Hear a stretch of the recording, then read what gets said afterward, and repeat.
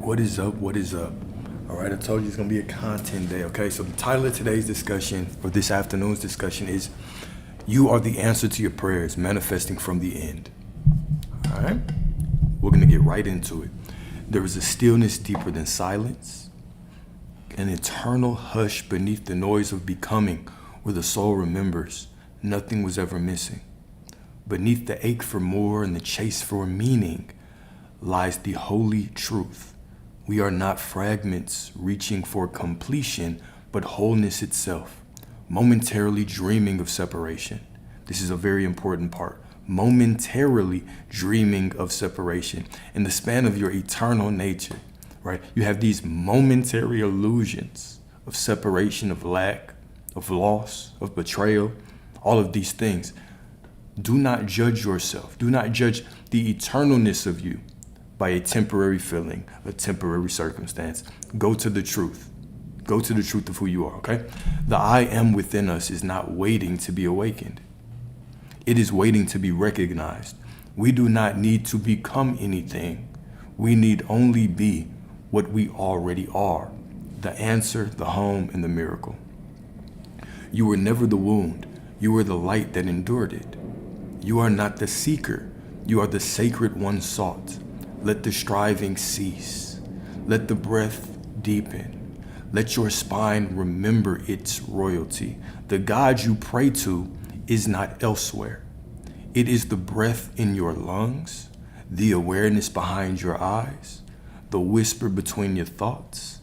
And today we return to it, not as beggars, but as the beloved. Not to receive, but to remember. All right. So today we're going to talk about remembering who you are, stepping into your divine nature. We're going to keep on stepping into it. I'll be honest with y'all, okay? So this lecture here, I kind of pulled this one out the vault. This is something that I created. We never really got into it.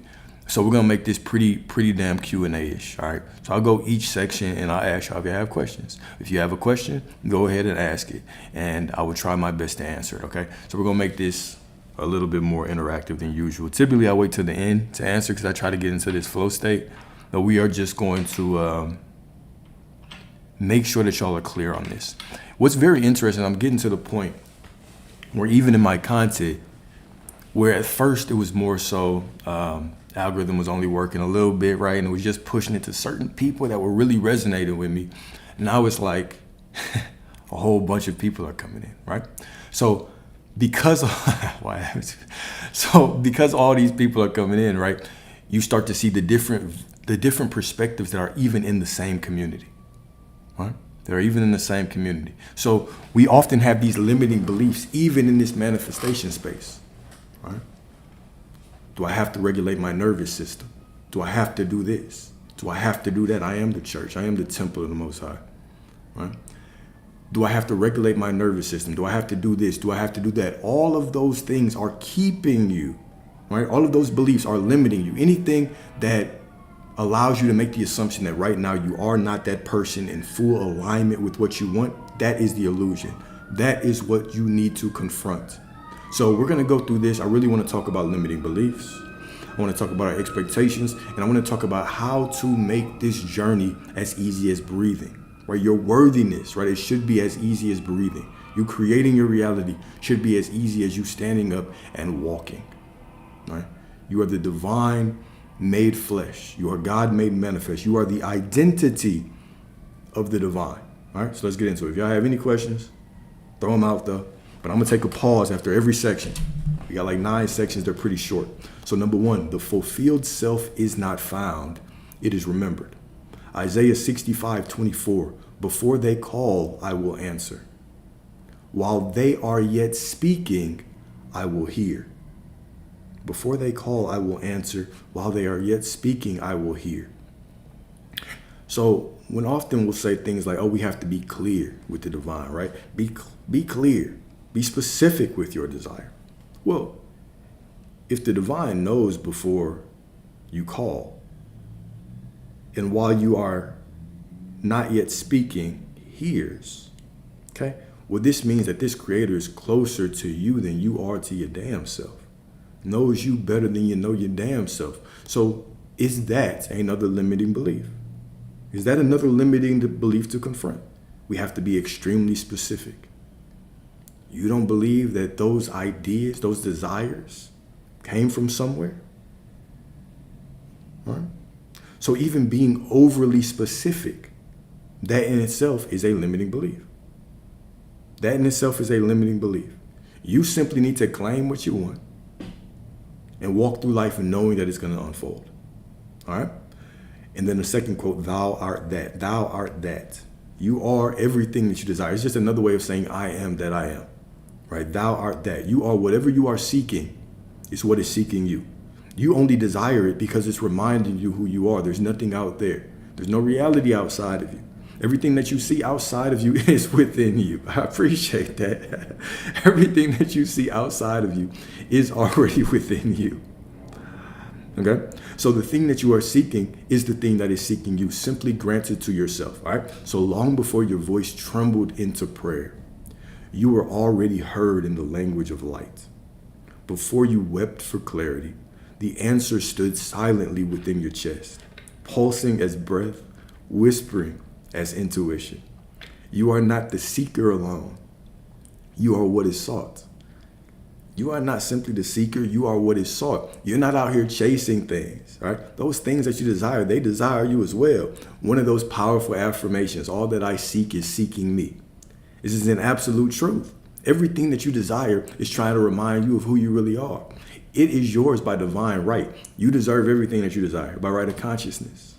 By right of consciousness, you desire everything, or you deserve everything that you desire. Point blank, period. Don't argue for your limitations. Keep it right there. Everything that I desire, I deserve it by right of consciousness. Point blank, period. What's up? What's up? All right. You are the field in which the wish is fulfilled. Damn tongue twister. Right? You are the field. Right? You are the place where the wish is fulfilled. You are the wish fulfilled of the Creator. You are the Word made manifest. You are the identity of the divine.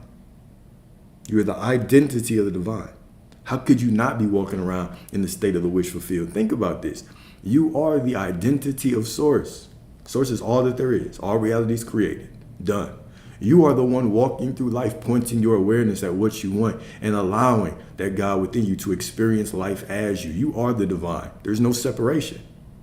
There's no separation between you and Source.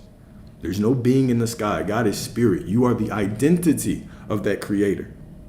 You are the pure identity of that Creator. Okay? So the fulfillment, the love, the prosperity is not coming to you. It is flowing through you. You are the intersection between divinity and identity. The dreamer who is also the dream. You are the dreamer within the dream. You have forgot that you have been sleeping, but now it's time to wake up. Now it's time to make this dream lucid.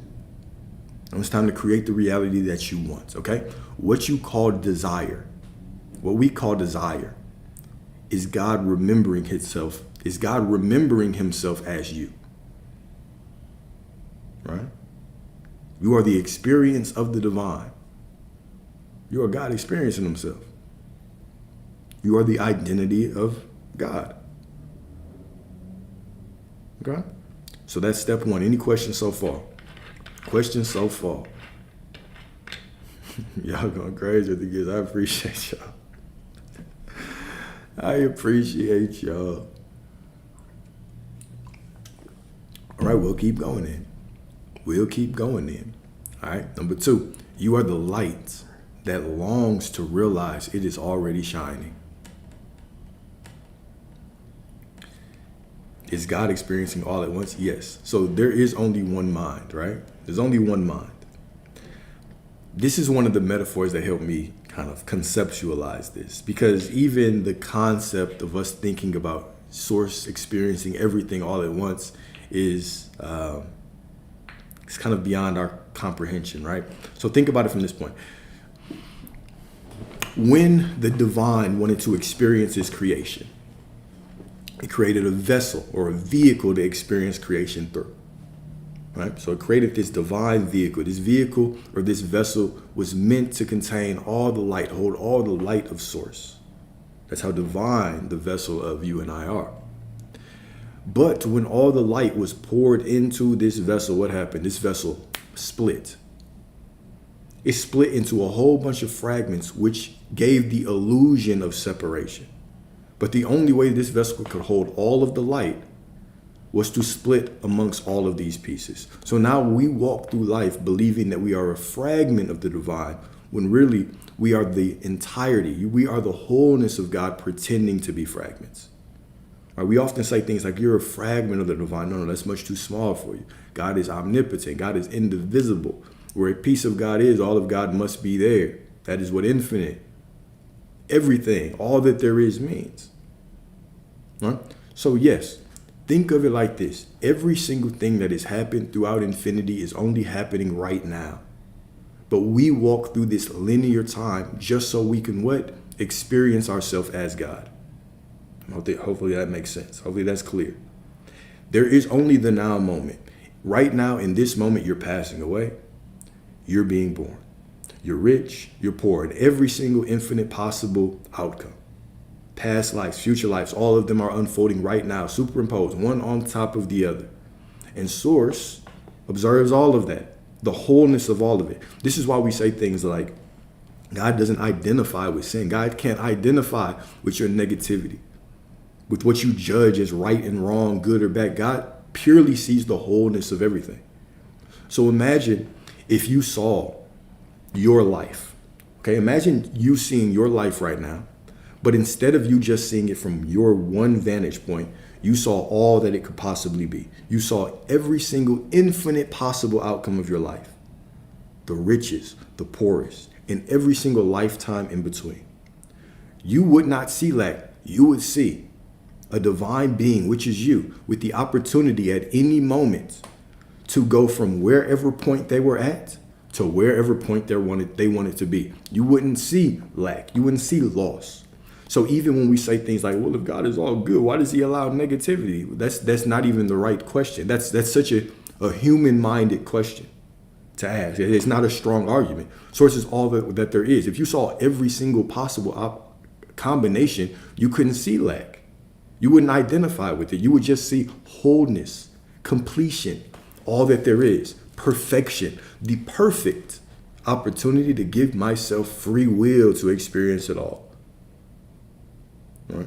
Lack, loss, betrayal, all those things are human. Those are from a human perspective. That's how we see it. So yes, I know I kind of half answered the question and then went off, but hopefully that helps. Yes, Source sees everything. And this is why there's nothing to be forgiven for. God can't forgive you. God doesn't need to forgive you for anything because God doesn't identify with lack or loss or sin or evil, right or wrong, good and bad, right? There's purely wholeness. There's purely all that there is.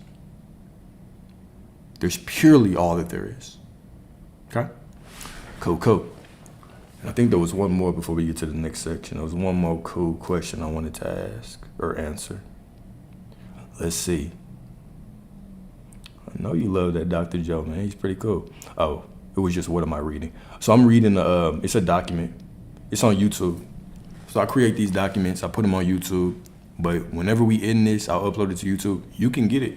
It's all yours. It's for you. By me, for you, okay? It'll have all the affirmations we go through. It'll have the whole discussion that we go through. It'll have there's actually a letter to an old version of you that we created in this one. So we'll go through that as well, okay? We'll go through all of that as well. All right? Number two. And we'll get to that. How to manifest an ex-boyfriend. You already have them. This is how you manifest them. Let's give a quick rundown on how to manifest whatever you want, how to create whatever you want. Number one, step one, know what you want. You know what you want right now. Okay. Step two, grant it to yourself. I have it. I have it right now. Whatever it is, the money, whatever, I have it. Okay. So you have it. Now, the moment that you are in right now, right? It gave you clarity on what you wanted.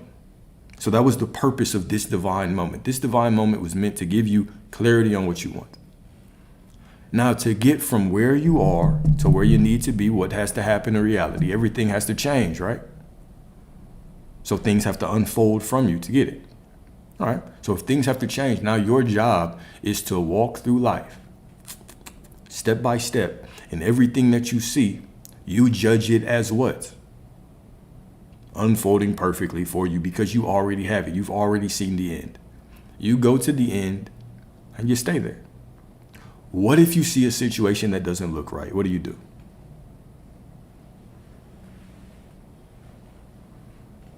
What do you do? I'm going to ask y'all. I'll answer it after y'all answer. Somebody's got to answer it first, or we're just going to have a staring contest. If you see a situation that you don't like, gaslight yourself. If you see a situation you don't like, we got two answers, okay? Deny it, gaslight yourself, don't react. I only have control of myself and my environment, so I act accordingly. Lie, deny it.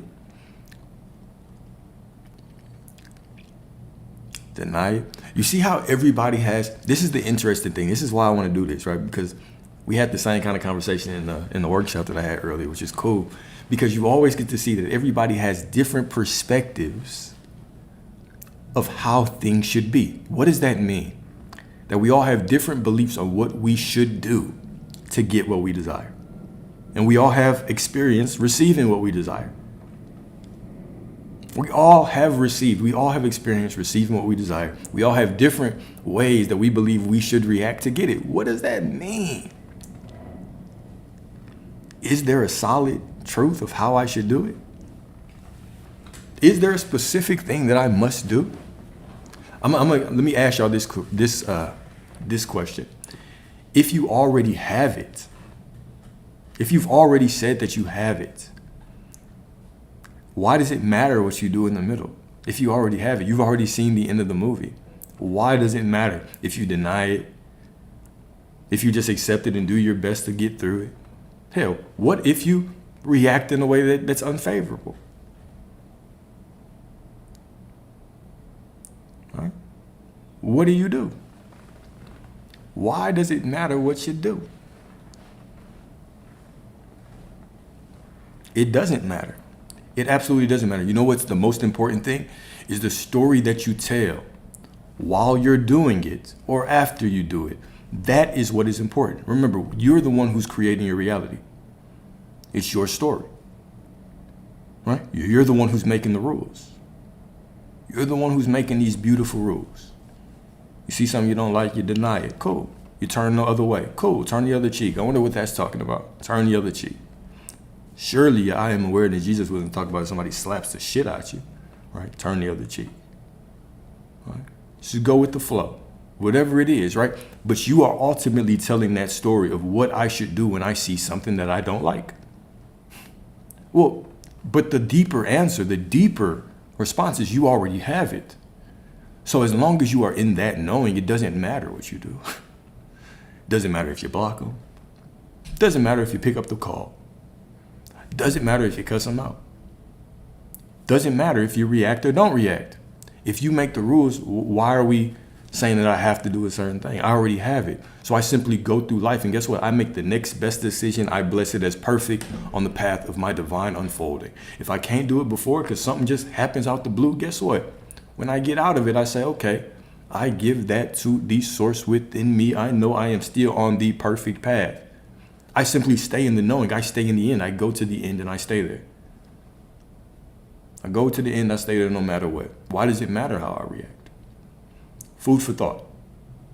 Food for thought. Like, remember, if you make the rules that are right for you. You're gonna go to a whole bunch of people that are gonna have a whole bunch of different rules, right? Some people are gonna say, hey, you got to regulate that nervous system. Some people are gonna say, don't react. If you react, you get more. Perhaps, maybe. Who knows? Maybe that's their reality. Right? Who knows? You've ever doubted something or thought you did the wrong thing and you still receive what you want? Huh? living in the end no matter what, exactly. And can I remember the moments where I was detaching from my ego? No. No, I mean, it's still there, right? I still walk around with ego. I still do, I guess, certain things out of the ego, right? I think the only difference is that I try to stay so aware and so present and so conscious that as I'm walking through life and certain beliefs or expectations come up, I just confront them on the spot. Right, I confront them right now. Like me personally, I tell y'all my beliefs straight up. I don't believe in reprogramming subconscious mind. I don't believe in nervous system regulation. I think those are simply illusory thoughts or illusory stories that we tell ourselves right now to split us from who we are right now and the version of us that deserves what we want. It's like a cop-out. Well, of course I don't have it right now because my nervous system's not regulated. Of course I don't have it right now because I have to reprogram a subconscious mind. Anything that tells me that I am not the person right now that has what I want, that's in perfect alignment for what I want, I don't accept. That's my belief system straight up. Right? So reprogram myself? No, I don't. I just confront my beliefs in the moment as I walk through life. Right? So that's why I always preach consciousness, awareness, being in the present moment, enjoying life, flowing through life, right? Putting yourself in a position where as things show up, unfavorable, favorable, whatever, you can tell the story of what you want. And if you fall off, guess what? This is the story of Peter, walking on water, falling in the water, right? Because the thunderstorm was in front of him, the unfavorable circumstances, whatever you want to call it, right? This is a metaphysical text. Then what does he do? He puts his eyes back on his I am awareness represented by Jesus, and then he is pulled right back up. So how I interpret this, when Jesus pulled him up, he didn't make him go back to the boat and start over again and say, you messed up. Start over. He didn't say you went backwards because you reacted to the storm. He didn't say that. He just said, simply put your eyes back on me. All that matters is right now.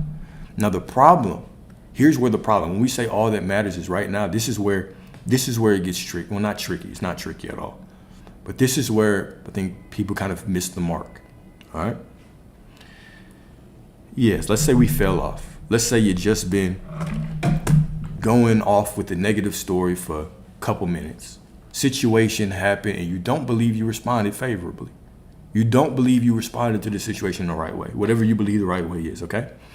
And so now you come out that and you calm down a little bit. The only thing that matters is now. And so instead of saying, you know what, I forgive myself, I am in alignment. And I've been in alignment, understanding that who I am right now does not just impact this moment, but it projects in the past and the future. It changes the past and the future. We say things like, damn, now I've got to get back in alignment. Dang, like, that probably ruined my manifestation. Like, remember, if your beliefs are creating reality, then why would you sabotage yourself like that? Why would you stab yourself? Why would you tell yourself that story? Right? Reality is always being created by your story. This is why it's so important. The consciousness is so important because when you're aware, you can confront those stories. Why?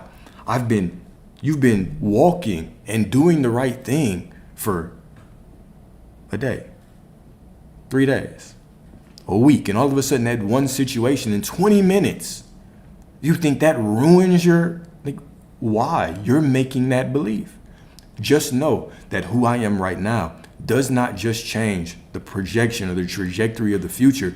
It also changes my past. Right now, forgiving yourself is a healing act. Forgive yourself. Give yourself grace. This is the meaning of that story of Peter walking on water, falling in the water, and then getting lifted up by his I am awareness. You're already on the way. You don't have to start over because you make one little mistake, y'all. You make the rules. Give yourself grace and continue to walk in that, knowing that everything is unfolding perfectly for you, through you, by you, to you, as you, however you want to define it. All right?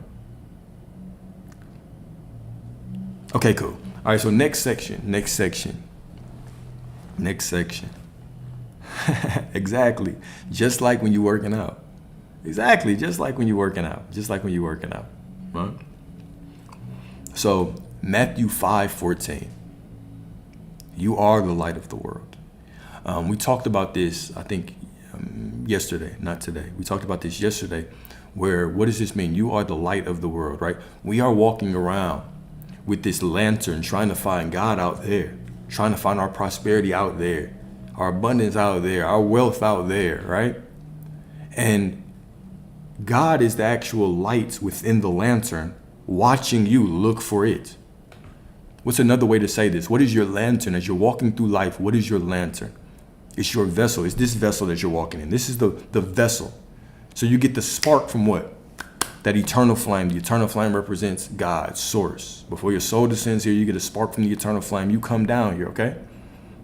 And so now we're walking through life looking for God everywhere out there, looking for our prosperity out there, looking for the love in some ex that already cheated on us 3 times, looking for everything outside of us.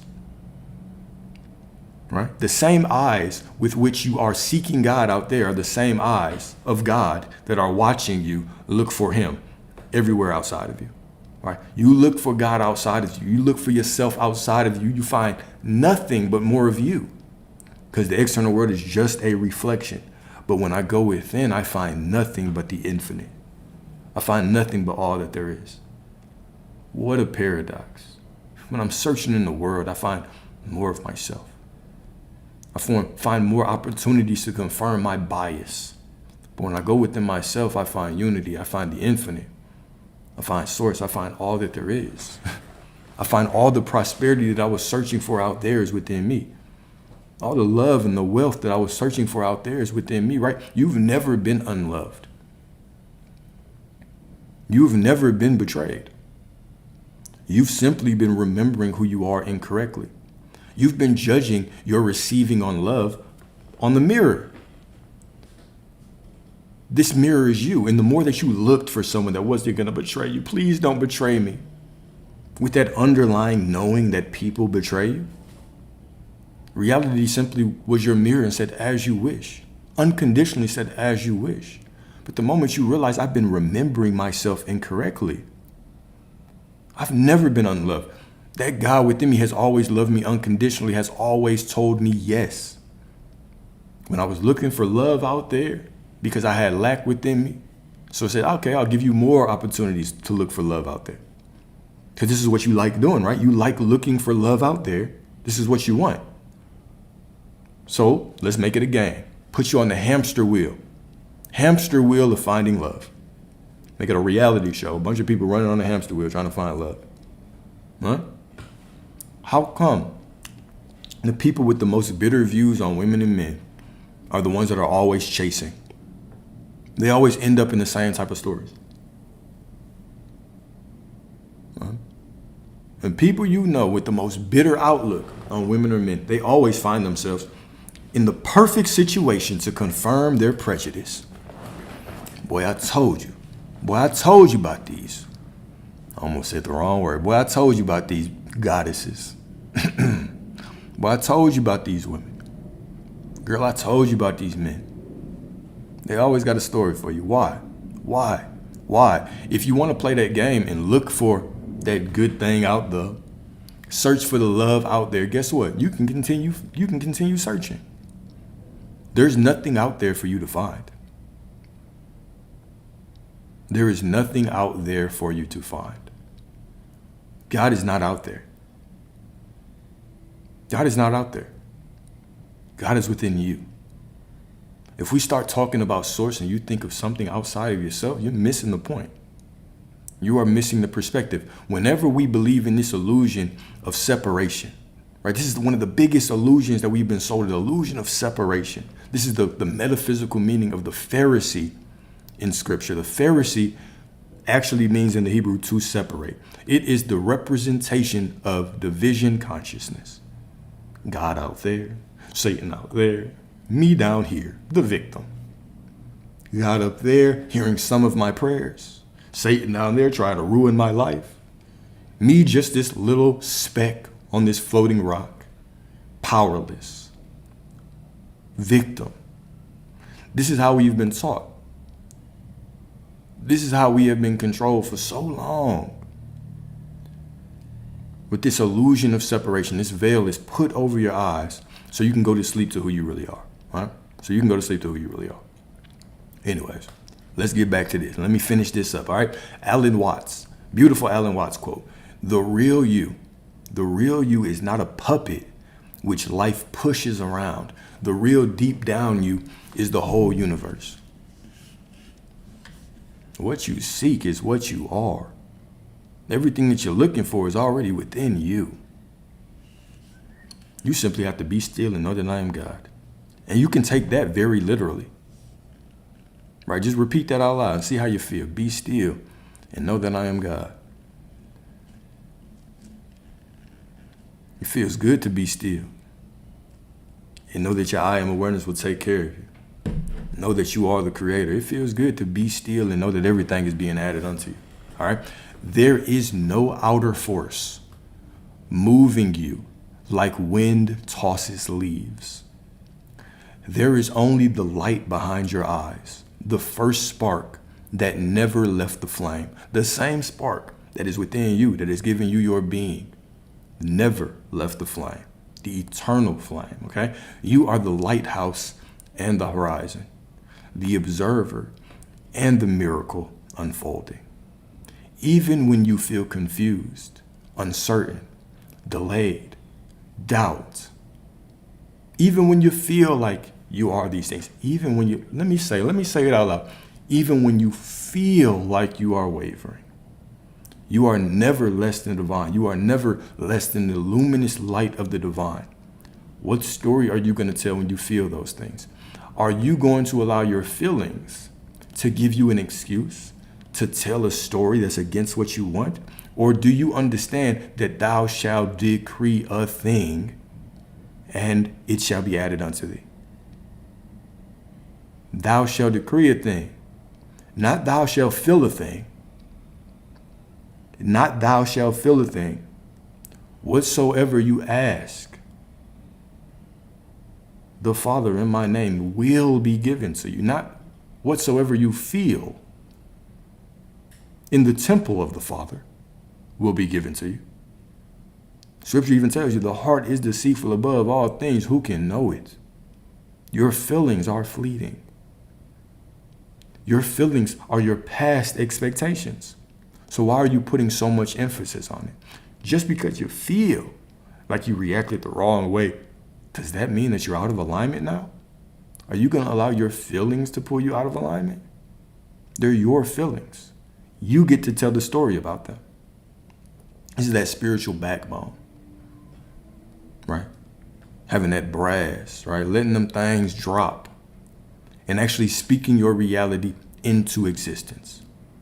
Huh? Okay, that's a great question. I'm glad. Let's stop right there then. Matter of fact, let me read these last two lines and then we get to that. The divine does not forget its shape just because the clouds move in. This is a metaphor, all right? Because you are the sky. The emotions, the external circumstances are like the weather. They come and go. The divine does not forget its shape. You should not forget who you are just because the clouds move in. Just because a little temporary feeling, a temporary circumstance comes in. Yeah, you feel like you're waving right now, but this is just a momentary feeling. It's just a feeling. Tell the right story. You were never waiting on a sign. You were waiting to become one. Become your own sign. Become your own sign, okay? So how about when you know all these things, you understand, but you can't really embody the truth? Well, I would ask you, what do you mean by embodying? I would say, do you believe that maybe you're overcomplicating what embodying means? Do you believe that embodiment or embodying has anything to do with how you feel? Because here, I'll give you my definition of embodying. My definition of embodying is simply this. I know that I'm source. I know that I'm all that there is. I know that God is within me. All right, cool. Does it mean I'm always 100% aware of those things 24/7? I try to be, but of course not. Okay? So because I know these things, I know that everything that I desire has to be added to me. Therefore, if I desire something, I simply claim it. I already have it. And when I think about it, I remind myself I already have it. And as I'm walking through life and I see anything that doesn't look right, I say it must be working out perfectly because God within me is perfectly. That's all embodying is. It's simply telling a consistent story. It doesn't mean feeling a certain way. It doesn't mean even acting a certain way. I think the natural term of embodiment, when we think of embodiment, we think of breathing in this feeling and walking as somebody through life. But that's not embodiment. That's just called breathing in and acting like something through life, right? Embodying is, what is the story that you're telling? What are you embodying? What are you placing in your temple? What are you planting constantly in your temple? What story? Right? Knowing but not acting on everything that you know. Okay, not acting on it. In what sense? In what sense? Acting. And then book recommendations, of course. I've got several. Since we've been on the law of assumption, I would definitely talk about anything Neville Goddard, right? Power of Awareness, Neville Goddard. Game of Life and How to Play It, Florence Scovel Shinn. Becoming Supernatural, Dr. Joe Dispenza. Breaking the Habit of Being Yourself, Dr. Joe. There was one book I was reminded of earlier, The Power of Now. The Power of Now. Don't remember who wrote it. Who wrote Power of Now? I'm sure somebody knows in here. And y'all keep me on point when I say the wrong thing. Somebody's gonna say it. Power of Now. And then and then Eckhart Tolle. Appreciate y'all. See?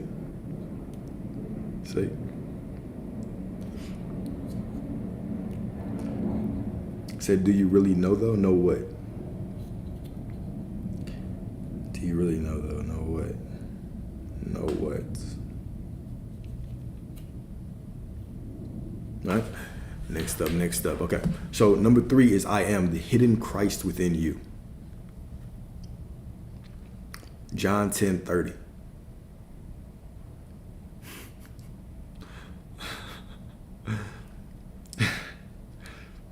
Spelling Eckhart Tolle like that is wild. I'm assuming that was an autocorrect. But do I meditate? Try to every day. I prioritize it at least once a day. At least once a day. I set off like an hour or two, but I try to every day. All right. John 10:30. I and the Father, I and my Father are one. I and my Father are one. A beautiful Rumi quote. Stop acting so small, you are the universe in ecstatic motion. Christ, Jesus, representing your I am awareness. Uh-oh, here we go. I'm about to call him out. Christ was never meant to be an idol on a cross. Okay, Christ is the awakened I am. The awareness behind the mask. When you say I am, you call forth the divine into form. You become the Word made flesh, the Logos rediscovering itself in time. You are not separate from the source. You are source remembering itself with skin on. So stop bowing to brokenness. Rise as the one who remembers you were never missing a piece. You are the piece. You are the whole divine puzzle. You are not becoming divine. You are unveiling what was always there. Remember, who do I have to be? What do I have to do is always the wrong question. You have to do shit. You just have to remember who you are. Remember who you are. And would this be considered being in the 5th dimension, having so much awareness? Well, the awareness of I am the creator, I am divine, I am source, yeah, that we can consider that 5th dimensional. Wow, that is a great, okay, here we go. So I didn't even think about that, but I guess subconsciously I might have, right? So we had a discussion, and it was on the 5 levels of reality creation. All right, and we went through level 1 through 5. Number 1 was what? It was I use to get. It is I simply use people to get what I want, right? We typically call these people what? Like narcissists, sociopaths, psychopaths, all kinds of different things like that. All right. I used to get. I used to have. Number 2 was what? I do to be. This is when we overly rely on what the external world tells us, right? I am a father. That's what my worth is. I work at this job, this company. I do this. Whatever the external world defines me as, that is how I relate to myself. So we're trying to create by doing. American dream. I'm trying to create by doing this thing that gets approval from the external world. Okay, cool. Number 3 is I heal to be worthy. This is when you wake up, okay, I don't just want to be what I've been through. I can't just be the labels that society puts on me. I want to be something more. So you go down this healing path, right? But of course, the healing path is what? It is a hamster wheel in itself. It's a black hole. The more you search for healing, the more you will find things to heal. The moment you go, that's why people have committed to therapy for the last 23 years. They just got a whole bunch of stories now. The more you dig within yourself, you will find things to heal. Now, is that a problem? No. No, you can do that for fun. If that's what helps you to walk through life as a better person, good, and you do that. The problem is when we believe that healing is tied to our inherent worthiness, right? So you can get caught on this wheel. Don't let you get into the manifesting space and the healing, self-development space at the same time, right? Now it might cause a little bit of confusion. Step 4 is you get beyond the healing. I have to heal to be worthy. And you realize I am the author. This is pure 4th dimensional awareness. I didn't even think about this. Level 4 is a 4th dimensional awareness. Level 3 is still a purely 3rd dimensional awareness. 3, 2, and 1 are 3rd dimensional awareness, right? How is number 4, I am the author of 4th dimensional awareness? Because you understand that you are the author. You understand that your thoughts create reality. Right? So you're writing the script, you're creating for all that there is, but you still feel that there is a little bit of separation there. You don't see yourself as all that there is, right? Or you might see it, but you haven't really grasped that yet. Okay. And number 5 is simply I am that I am. Even saying things like as within, so without, it's not a profound enough statement. Reality is simply me. I am reality. There is no separation. Reality must be what I am. And I simply am what I am. I am the wholeness of the divine. Therefore, my reality must reflect it. There's no separation. Pure 5th dimension. Pure 5D. Right? So yeah, we could say that that was 5D. All right. So I guess we did talk a lot. So it's interesting that you asked that, because our discussions have evolved over time, right? In the past, we were talking about things from a 3rd dimensional and from a 4th dimensional perspective, but we were speaking on things like relationships, healing, right? We were talking about creating purely off of thoughts and embodiment. But now we are moving beyond it, where we are talking about this from a purely 5th dimensional perspective. I am inherently worthy. I simply am that I am.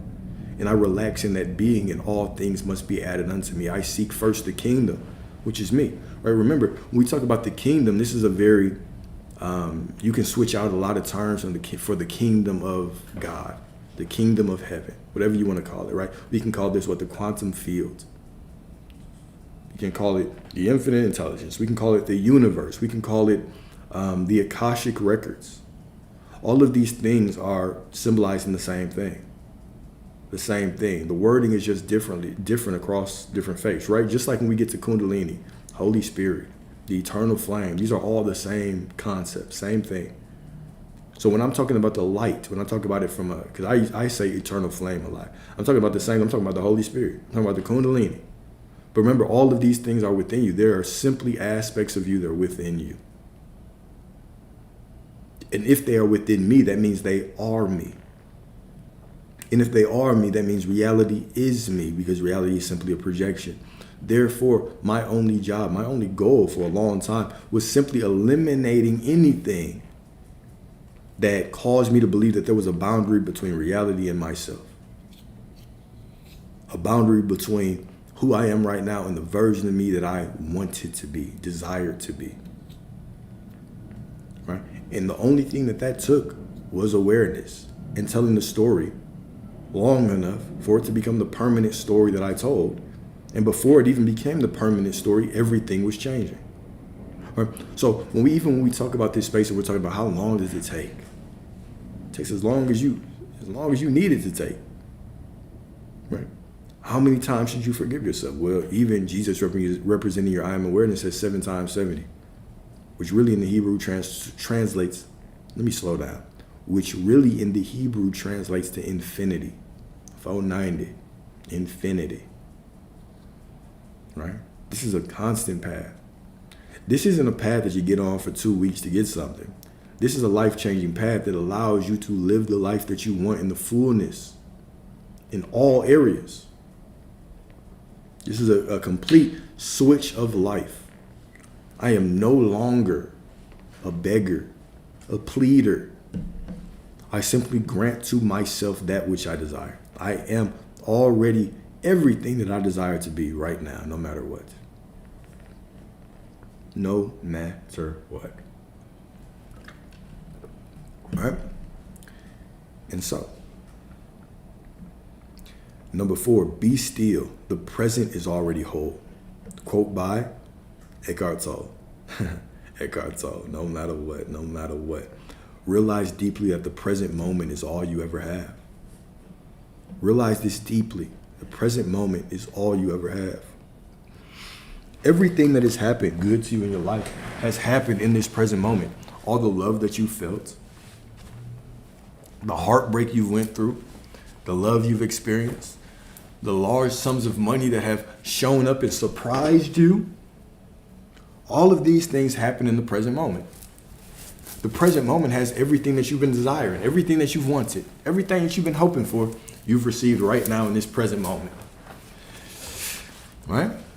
The present moment is all you ever have. So what is the point in constantly being in the future, in the past? Being stuck in the future, stuck in the past. Right? You only live right now. You only live right now. Right? And what do you do when your mood fluctuates? You allow it to fluctuate. Ask yourself, what would this feeling be trying to teach me or tell me? What can I learn by diving in this feeling? Right? If you feel negative for some reason, what do I have to believe to be true to feel negative? And now I can simply change that expectation. But honor yourself, give yourself the grace to have a human experience. And that human experience means feeling your emotions. Feeling your emotions. All right? Feeling your emotions. Your emotions are not to be ran from. They're not to be pushed away or suppressed. They're part of your human experience. I appreciate you. Thank you. Thank you. Thank you. I'm glad y'all enjoyed this. Because I enjoy this time a lot. Right? I enjoy this a lot. Let's check it out then. We should check it out. We can check it out right now. If you're open to that, you can check it out right now. But if not, I'm not gonna put you on the spot like that. All right. All right, you said yes, so I'm good. I was gonna give you a couple seconds. I didn't want to put you on this spot.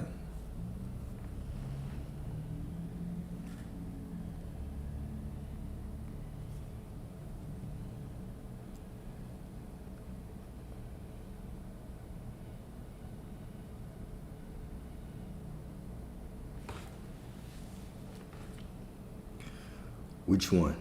Oh, stop trying to get rid of your emotions? How do you face them and heal? We can face them and heal in a lot of ways. Everybody wants to get Hold rid. on. You are not supposed to get rid of your fucking emotions. Everybody wants to get rid of their emotions and they just want to bypass everything or like, oh my God, you hear that cook? That's what it sounds like whenever you realize, pop, hit yourself in the head, you should have had a V8. I'm goofy, y'all. But really though, you cannot get rid of your emotions. Preach to him. You are a human. It is part of your human experience. Preach The to point him. of shadow work, the point of this healing journey, the point of the journey, period, the point of being human is so that you can learn how to be with yourself. That's it. Because when you can go through these experiences, when you can learn to feel what it is that you've been fucking avoiding, because people use, what do people use to avoid? They use alcohol, they use other things that are man-made, other things that are nature-made even. When you do something in excess, it is poison. Anything more I got that close to than that mic. you need is poison. So when we use these things with the intention of escaping, this is when it becomes a problem. This is when your life starts to go downhill. You're not achieving the things that you want. And sometimes you are achieving the things that you want, but you're empty inside. You're fucking empty because you don't know how to feel the fullness of all of your emotions. You can't even feel the fullness of joy and pleasure because you've escaped from it for so long and you call it having fun. I don't hate to break it to you. I love to break it to you because that's not living. That's not living. Stop trying to hide from yourself. Oh, whoa, y'all can't see my Stop trying to notifications. hide from your shadows. Your shadows are a part of you. They just need love. They just want to be seen. They just want to be understood. Because oftentimes your shadows were born whenever other people demonize you for being who the fuck you are. And that's not living as you. So the interesting thing, right, is this is kind of the normal path that we go down as humans, right? Is that we have these emotions and we try to suppress them and push them away, but they are part of your journey. Your emotions are your tools. They are tools that are meant to help you experience life more fully. This is what they are for. This is what they are meant for, right? The moment that we are pushing them away or suppressing them, we're denying ourselves the ability to truly heal, to truly step into a greater version of ourselves. Remember, when we talk about that word, demon or daemon, right? Think about it. These are representing your emotions that you have cast out. The emotions that you throw away, that you say, I don't want to deal with this. The jealousy, the anger, the frustration. And then we become so toxic to ourselves. No, I threw in that toxic word. I haven't said that in a while, right? We become so, we don't honor ourselves enough to actually see these emotions and say, what is this emotion trying to teach me? Surely you're not just angry for no reason. Surely the Most High didn't just give you that emotion for no reason. Surely the frustration, the anxiety, the jealousy is not an emotion that you're feeling for no reason. What is this trying to call you to, right? So when we have these emotions, right, that we've cast out, we're saying, oh, it's bad. How do I deal with this? I don't want to deal with it. No, embrace it. This is a part of you. This is trying to show you where you've been expecting wrong, where you've been looking for the wrong thing, where you've been creating things that you don't want. So embrace them as such. Embrace them as such. Know that they are divine parts of you. Okay? They are divine parts of you. So the question or the answer to how do you deal with the unfavorable emotions as best as you can. Simply know they don't take you out of alignment, but they are just trying to what? Show you, bring you back to a deeper or greater version of yourself. Okay? That's what they're doing. All right? So the present moment. Let's talk about the present moment. The present is not a waiting room. It is the temple. This breath is not a prelude. It is the prayer fulfilled. Time bends for the one who stops trying to chase God and simply becomes still enough to feel God. Be still and know that I am God. Be still and know that I am God. Right here, where you think you are lacking, nothing is missing. The concept of lack is simply an illusion. It is simply an egoistic thought that you are creating right now that is not in alignment with the source within you. Simply tell yourself the truth. Begin to be the keeper of truth with yourself. I am the keeper of truth. I can be nothing other than the divine presence within me. Okay? Right now, where you feel forgotten, you are most remembered. Like, this is what I say, right? When you feel unworthy, that's when you are the most worthy. When you feel the most worthy, that's when you're also the most worthy. When you feel unloved, that's when you are the most loved. When you feel the most loved, that's when you are also the most loved. But are you telling a different story just based on your feelings? Are you lying to yourself? Are you believing the illusion? Are you judging? Are you describing yourself, the wholeness and divinity of yourself based on a temporary feeling or emotion? That is when we miss the mark. Your emotions are simply placeholders, right? They're things you experience moment by moment. Right? You don't call the sky the rain. The rain is just something that comes from the sky every once in a while. You don't call the sky a tornado. It's just something that happens every once in a while. It would be ridiculous to walk around and say, look up in the rain. And there's no rain. It's a beautiful day, right? Why are you calling yourself anything less than divine just because a temporary emotion shows up? Huh? The stillness holds the answer. The now holds the door. Not because you earned it. Okay, here we go. I'm going to put this in bold. I'm going to put this in bold so y'all see this. The stillness holds the answer. Be still and know that I am God. The calmness, the knowing holds the answer. The now holds the door. Not because you earned it, but because you finally stopped running from what you already are. You don't get anything because you've earned it. Everything is already yours by divine right. You get it because you finally stopped running from what you already are. You sit in the stillness of knowing that I am no matter what. No matter the feeling, no matter what I see. Pure peace. It is peaceful, not defining moments by feeling or moment by moment feelings. I think that's what you said. It is peaceful, right? You can't define yourself by a temporary emotion or feeling. Okay? And then the issue is thinking that I need to earn my blessings and not feeling deserving enough of them. Once again, right? Those feelings are fleeting. The heart is deceitful above all who can know it, right? The heart will tell you you're not worthy. Your feelings will tell you you're not worthy when you could be nothing less.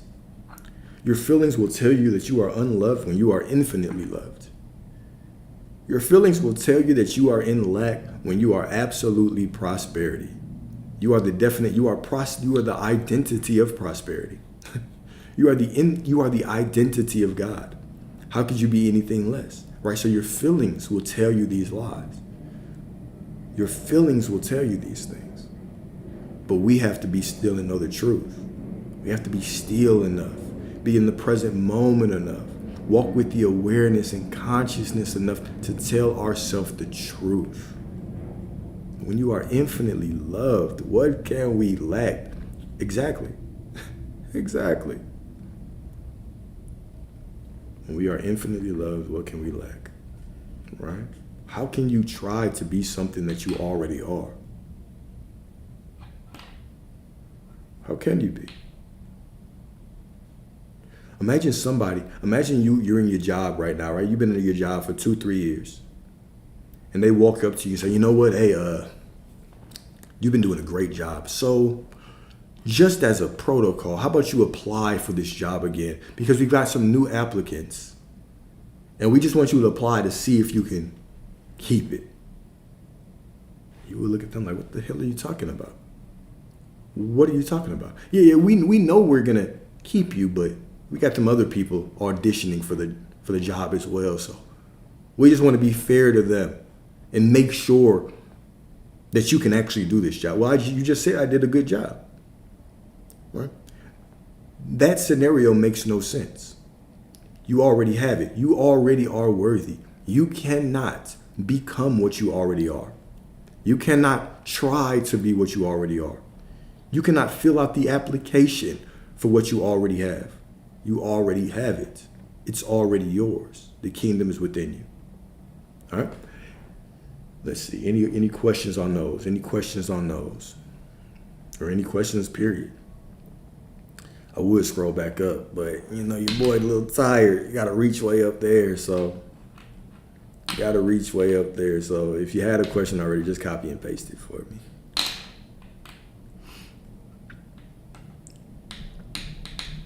The kingdom is within you. Everything is within you, right? I heard, God, who said it? It was who said it? The mustard seed knows without a doubt that it's going to grow up to be a mustard tree. Right? The faith of the faith of you. I know without a doubt that everything that I desire is sprouting from me. Right? What does it mean that the firmament separates the waters from the waters? Well, I mean, it could mean a whole bunch of things, right? But who are we to know? That would be making the assumption that we as humans have been to space, right? So it could mean that heaven is full of waters, if you believe in it from the Christian perspective. It could mean that space is within the ocean, right? That you actually go through the ocean to get to space, if you believe it from a logical perspective. But me personally, I don't know. Me personally, I don't know. I read that literally when I was younger, and I had questions on, are we in a dome? Are we in a firmament? Is the earth flat? Is the earth round?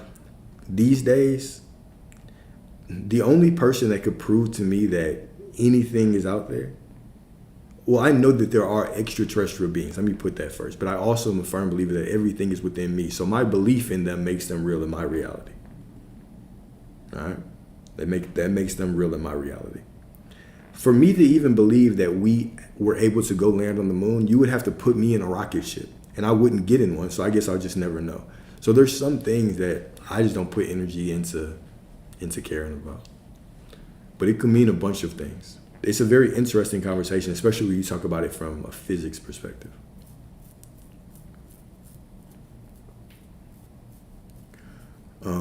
Do we look at our desires being okay with or without it? You can. What's up? You can. However, so not giving a damn is a strong place to be. Saying, you know what, I just don't care.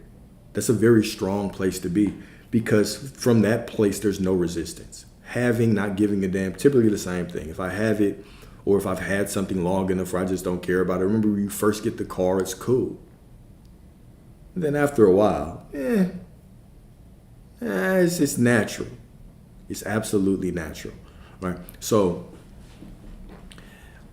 but here's the thing. This is how I perceive it. I know exactly how I used to feel about the things that I wanted. I needed them. Well, not needed them, right? But I desired them badly. And I did not give myself an opportunity to believe that I was not going to get it. I didn't give myself a plan B. So did I get to a point where I'll be good with or without it? I couldn't say that, no. But I refused to allow my mind to entertain not having it.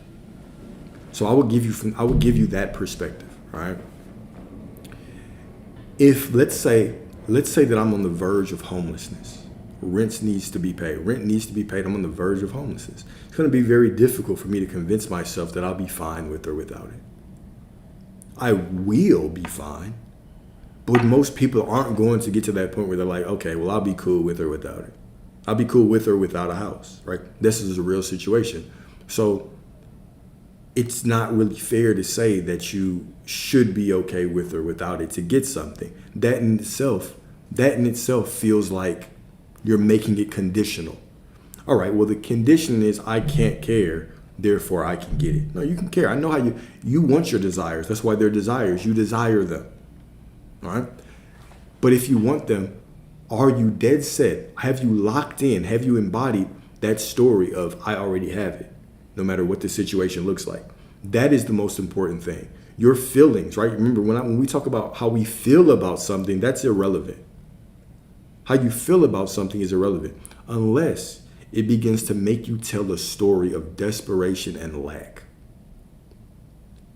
Unless you are looking at this thing with absolute desperation and lack, well, then we have a problem. Because now your mind's going to be all over the place, right? Your mind's going to be all over the place.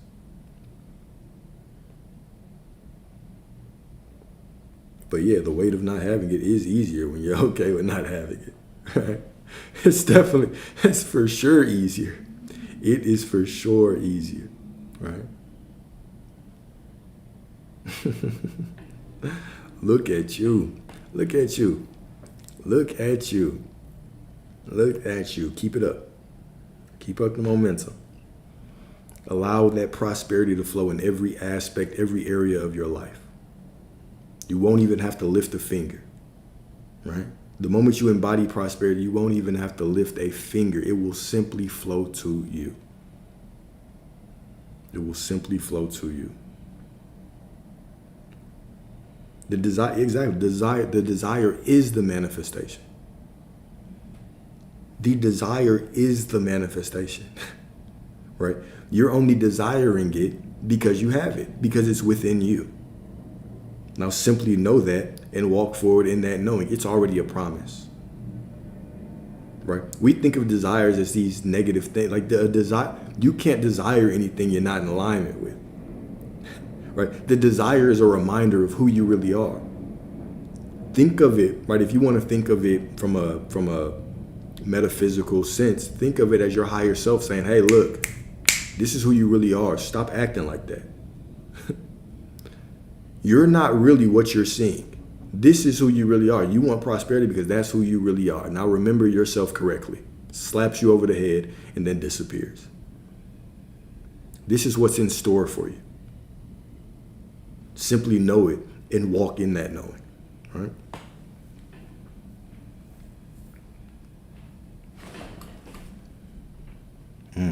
A block that comes up is the more you need something, the more you can feel you won't get it. So I would say the more that you feel that you need something, right? The more you want something, that's when you should try to be more disciplined. Slap the fuck out of it. Right? As you are going through life and you're having these strong desires, shoot, make it your goal to be more disciplined. Right? Okay, now I really have to step in this awareness of who I am. I really need to step in this awareness of I already have it, right? Because yeah, that strong desire, it can allow you to just sit around and your mind is wandering. That's why it's also important to be present. You have the desire, grant it to yourself, and now be present, walk through life and actually enjoy life. It needs to hurry and show itself. It will. It will. It will. It will. You already have it. You know you already have it. Right? How do I live in the end and be with the one I love? He posts pictures with another girl. Well, first of all, you can't be with them if there's another girl. So get her out of your consciousness. Get her out of your consciousness. Are you with him or is he with another girl? You can only pick one story. Only pick one story. And yes, removing the need for plan B means that plan A is the only end. Okay? It is the only end. And you can do that. I like to make it a little bit more open-ended. Let's say that I have to pay and I know the certain amount. Instead of me saying I have that amount, I simply say that amount is paid. This makes it more, this allows the infinite possibilities, right? I can get infinite possibilities of me receiving it, of me receiving that specific amount. But think about it. The moment that I start thinking about me receiving a specific amount, I immediately go down two paths to get that money. It has to come this way or that way. So I automatically start thinking of limitations, and it makes it more difficult to me, right? Why I'm saying this is not because you have to do it this way. I'm just saying this as an example, all right? So if I say it's paid, in my mind, I can think of more ways where it could be paid. It could be paid a whole bunch of ways. It could be paid miraculously by somebody just giving them money. It could be paid because I win this or I get the money this way. right? It opens up possibilities. And what I want is I don't want my mind to zero in on one way, because that limits the creator within me. I want to just know it's done and live in that and allow everything to unfold. So this is why this journey, this creation journey, is so powerful. It's such a journey of self-awareness, because as you continue to confront yourself, you are going to see which stories work best for you. Is it best for you to say that you have that? Or is it best for you to say it's paid? Which one? Typically, I would say, if you don't want to do shit, you just say it's paid. If I just want to allow it, I'll say it's paid, right? If I'm doing things and I want more prosperity, I have this money. You get what I'm saying? So it's about also understanding yourself, understanding how you think, how you expect, what's going to keep you more open to the infinite possibilities. This is why I'm so good at writing these damn affirmations, because I spend a lot of time thinking about how to expand my mind, how to be open to more possibilities. Right? But even when we talk about that, this is a very important question. When we were talking about how can I be with that person if they're posting pictures of someone else? Well, first of all, get that out of your consciousness. So get off of their page, right? And you have to make up your mind on the story. Are you with them or are they with someone else? Because how can you be with them if they're with somebody else? Pick a story and stay there. Remind yourself of the truth. I'm not saying that it won't be difficult. I'm not saying that your emotions won't get in the way. But it doesn't matter about your emotions. It's the story that you're telling. It is a story that you are telling. When you can get so confident in your story, everything falls into place.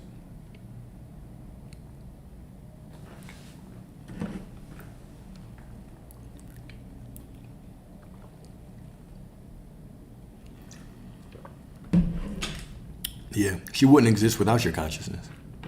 Your consciousness is reality. Your story is reality. Reality is meaningless until you see it, right? You could have said she was a cousin or whatever.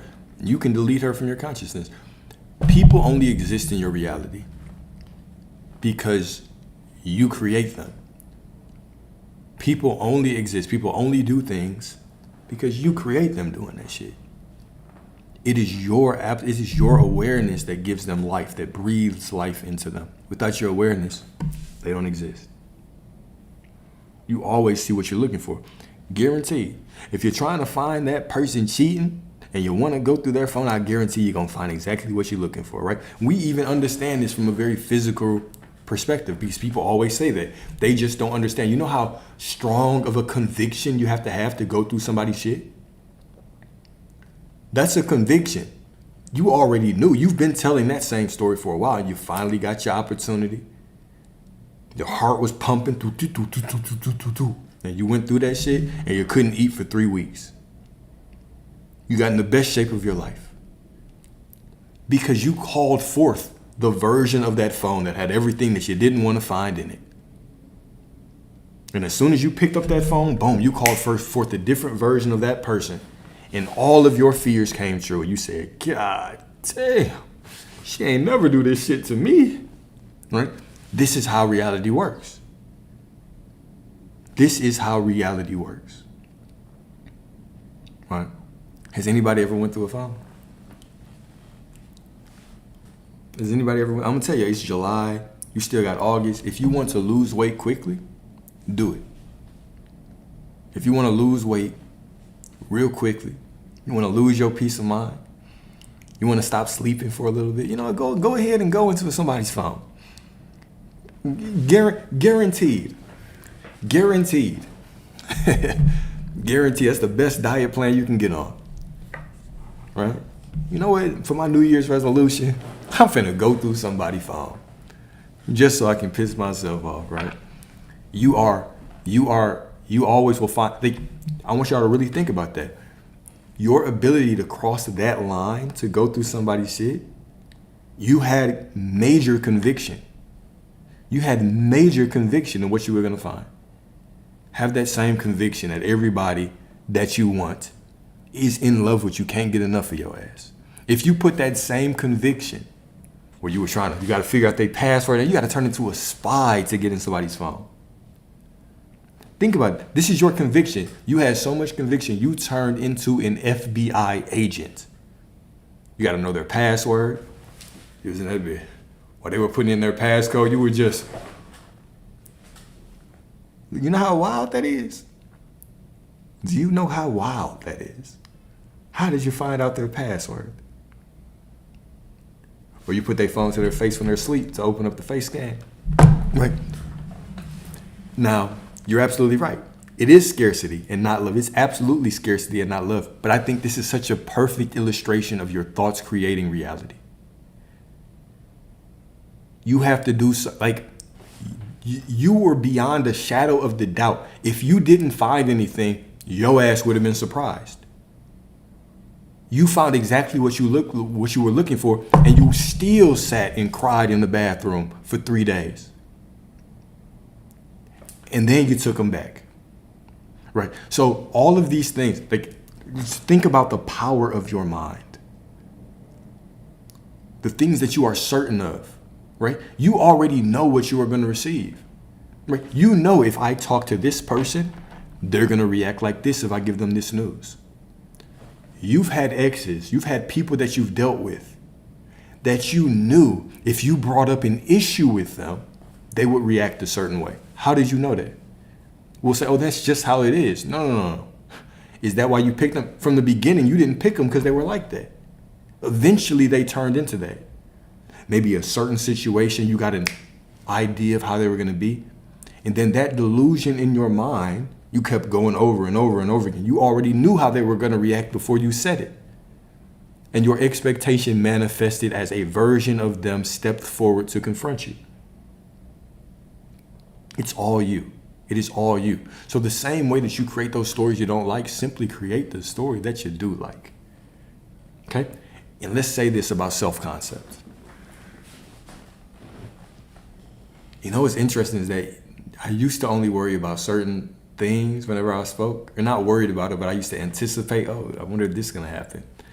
Now I don't even know what's going to happen when I say this. Because everybody has so many different beliefs, even in this manifestation space.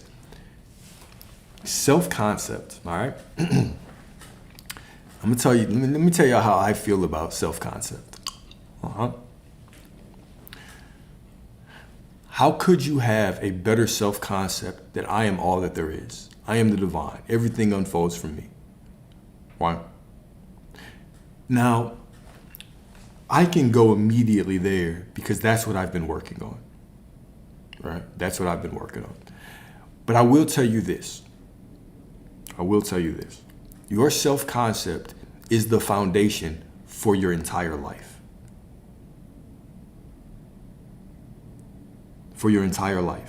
Your relationships, your money, your relationship with parents, with friends, with women, with men, with money, with car. It is the foundation of your life. However, where we get thrown off is when we think about things like, oh, I have to reprogram my mind, or I have to do these things, right? It can feel like a very daunting task to redo my self-concept. All right? It can feel like a very daunting task, right? You can't hurt anyone. You can't kill anyone, hurt anyone. You can't do, there's no death, all right? But I'm going to get to that one because that's another good point. I get where you're going. I get where you're going, but there is no death. All right? You're not doing anyone harm. All right? This is what we, oh, damn, what the hell was I? Okay, your self-concept. The only moment that you have is right now. Okay? It is this moment. Okay? So it's not about reprogramming your self-concept over time. It is simply about telling the story of who you are right now. That's it. How do you change your self-concept? Who are you right now? Okay, now who are you right now? Now let's say you fall off the path. Who are you right now? Understanding that who I am right now changes the past and the future. Puts me in a completely different timeline. Okay? So when we talk about something, don't make it this big, daunting task. Don't make it this huge task. Make it about who am I being right now? And by being, I mean, what story am I telling? And when I say And when I say what story, I'm saying, what is my dominant thought? Okay, so if something that I perceive as negative happens, what is the story that I attach to it? When I become conscious, what is the story? Everything is always working out for me, so this must just be another step in the divine unfolding. Okay, what is my thought when all of a sudden I see a bill? I'm saying, okay, God's gonna work that out for me. Or it's, damn, I can't get enough of this shit. This shit is always happening.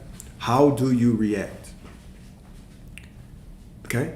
And then, if you react in a way that you do not like, here's the key.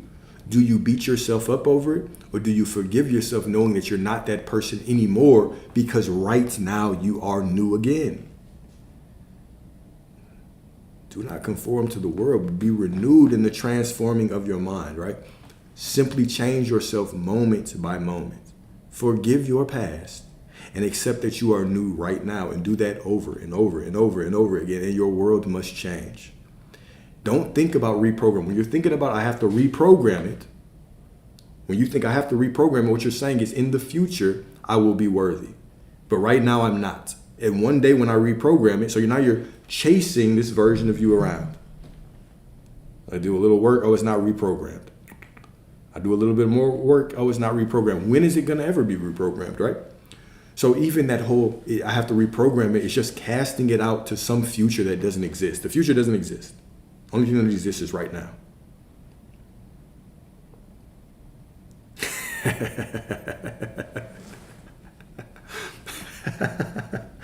Yeah. Go and look in their journal if you want. Go look at your in that journal if you want. You're gonna be sick, all right? So it's hard though because I'm the only one I've met in my life like me. I call myself, I got you.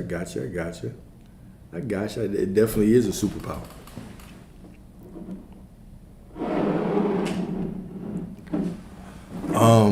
What would I do if someone seems to not want to let me go, but is not willing to commit?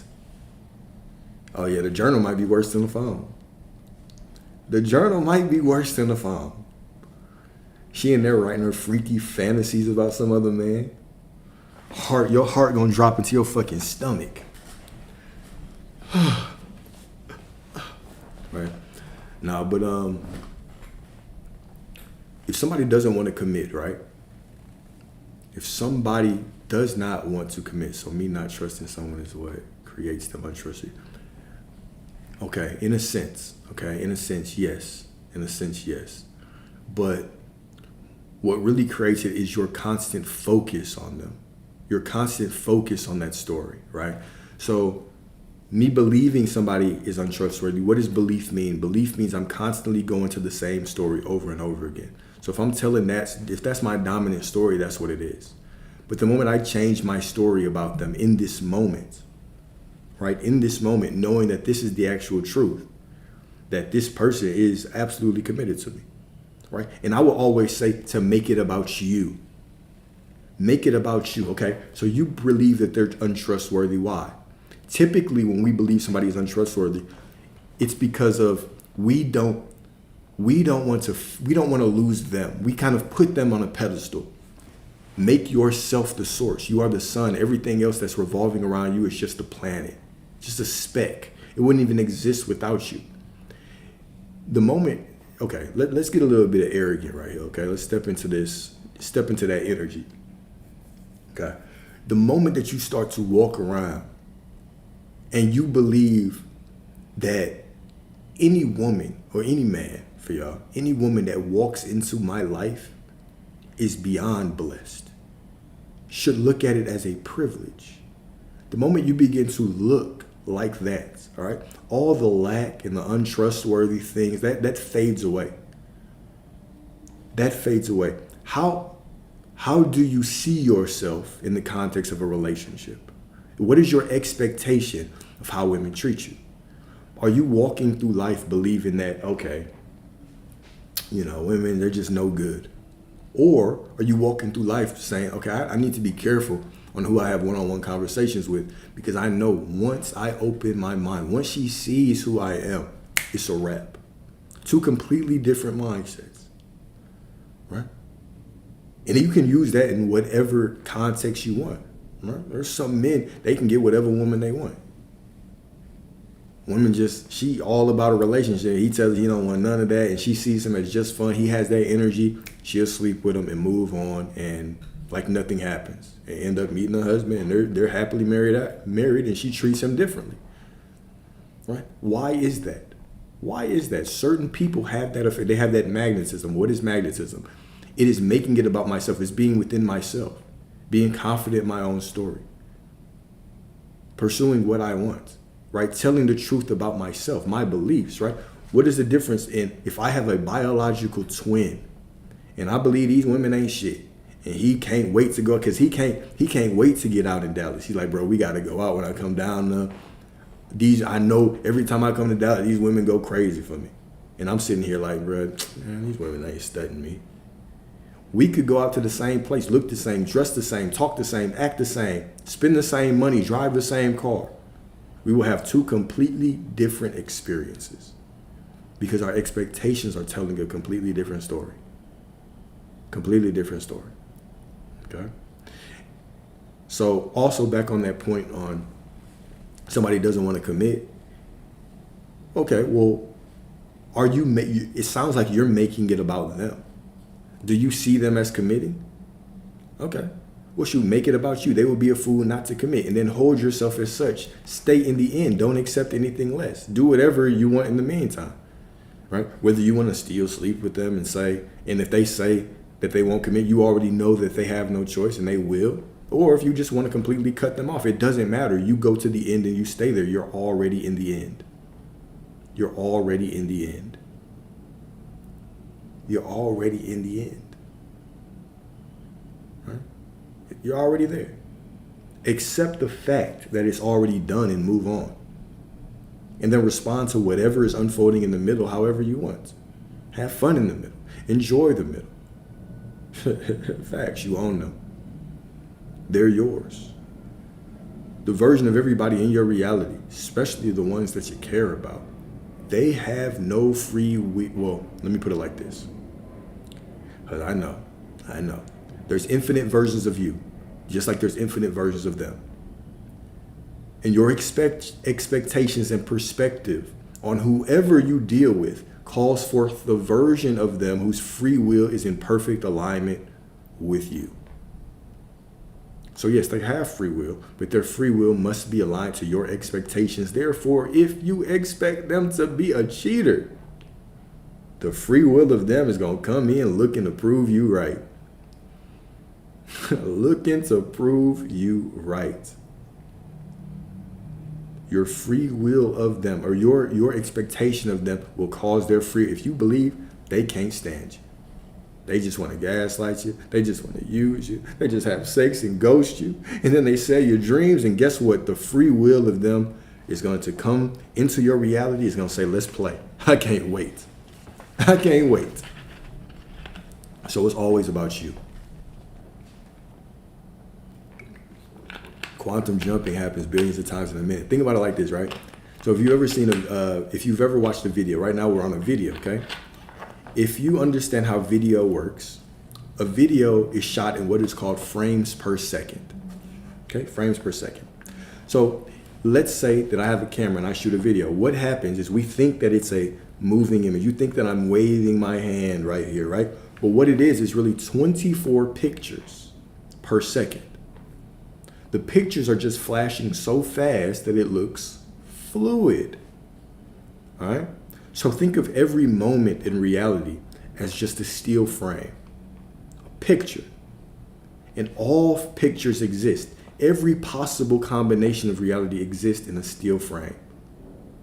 This frame exists, this frame exists, this frame exists, this picture exists, this picture exists. So for you to get from point A to wherever you want, it's not that you're just fluidly flowing. You are jumping through steel frames. And based on your faith, you can jump. You can jump. But how many of these moments are in a second? Infinite. Infinite. Infinite moments within a second. So the same way that you look at a video and you can't tell that it's just a video, right? Because the illusion has to be, right? It has to be a good illusion, or else you wouldn't believe it. But the illusion of even linear time, right? Because linear time is just unfolding for you. It's simply your experience unfolding from within you, giving you the illusion of walking through linear time. But there's no linear time. You're just walking from moment to moment. But it's happening in such a coherent way where everything is unfolding and merging together and changing in such a way that it looks linear. This is why sometimes you see things glitch. Sometimes you see things glitch. Sometimes you catch something in your eye that's not really there. The fuck was that? Oh, there's nothing there. Sometimes things just jump out of nowhere to you. Sometimes people just seem to change like that. You go to sleep with somebody one moment, you wake up the next morning, they're like a completely different person. Right? I know I put my keys right here. Why the hell are they not here? Right? Sometimes this motherfucker glitches. Sometimes your ass is jumping reality so quickly. So quickly that things just happen. Right? So this is the nature of reality. This is the nature of reality.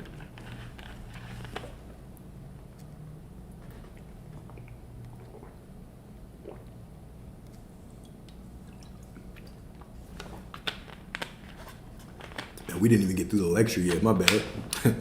All right, section 5. Section 5. Divine identity. You are the lamp of the Lord. Proverbs 20:27. The soul of man is the lamp of the Lord. Remember, we talk about this metaphysically. Metaphysically. You are not just a child of the Most High. You are a burning candle lit by the breath of God. You do not need to become the light. You only need to stop hiding it. In your awareness, God sees. You are the eyes through which God sees. Remember, you are the identity of divinity. Tell me that's not a cold thing to know.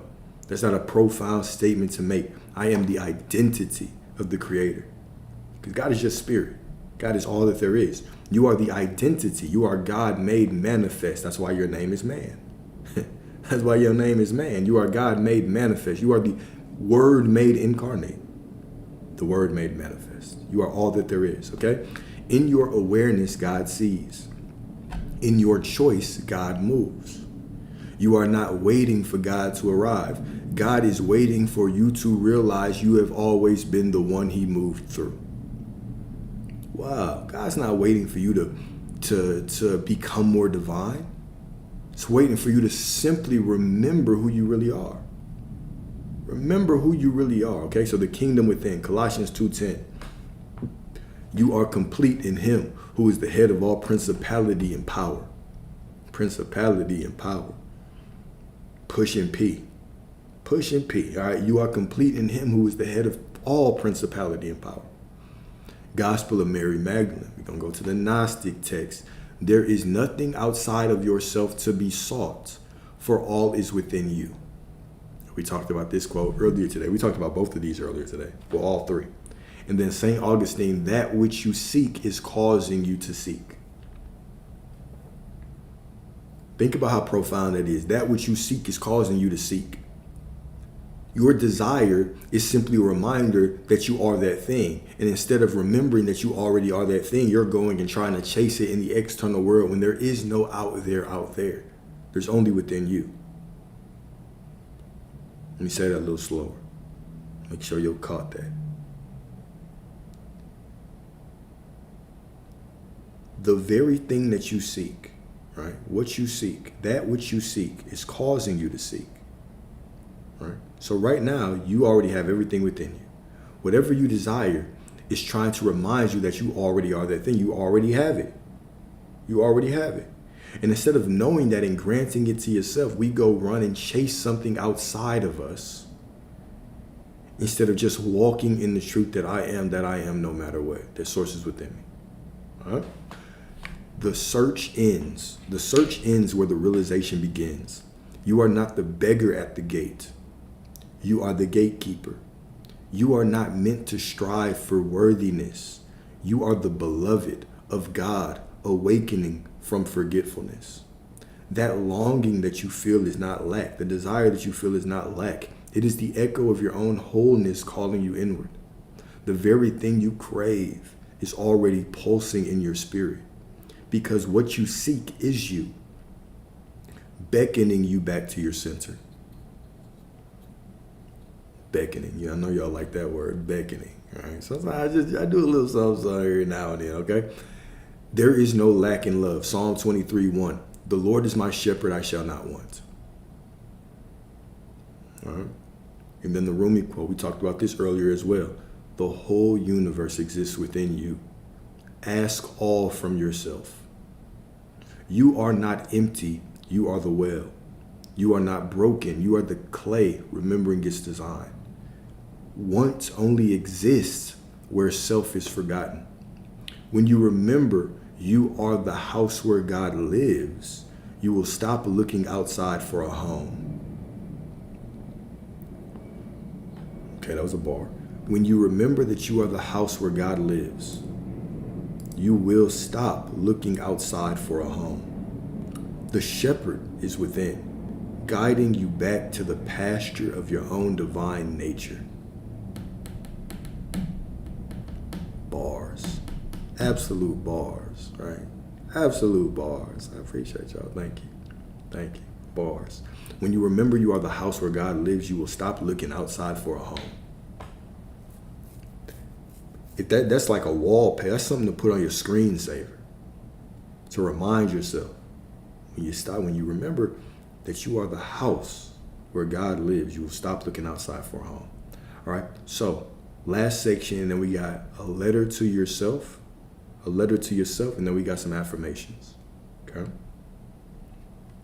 So I'm gonna read straight through this. The last is kind of a declaration of the I am within you. The next is we're gonna read a letter to an old version. I wrote this a letter to an old version of myself. But read this or listen to this in the context of you speaking to that old version of yourself, the version of yourself that went through things, the version of yourself that got you to where you are today. All right, and I'm gonna read straight through that, and then we're gonna get straight into that affirmations. Straight into the affirmations. Remember, when we read these affirmations, you're not trying to become anything. You're remembering who you've always been. Sometimes when you're going through life, you might have a little bit of doubt or whatever. The affirmations are things that you can pull out as your weapon. Your word is your weapon. Your word is your weapon. Your perspective, your conviction, your word is the sword that cuts through time, that cuts through circumstance. Remember, you are always walking with God. You are the temple of God. You are the temple of God right now where you stand. You can look out in the external world and see a circumstance. It can look like whatever, but remember, you come with infinite backup. God is within you, waiting for you to place your awareness on that situation and declare what it is.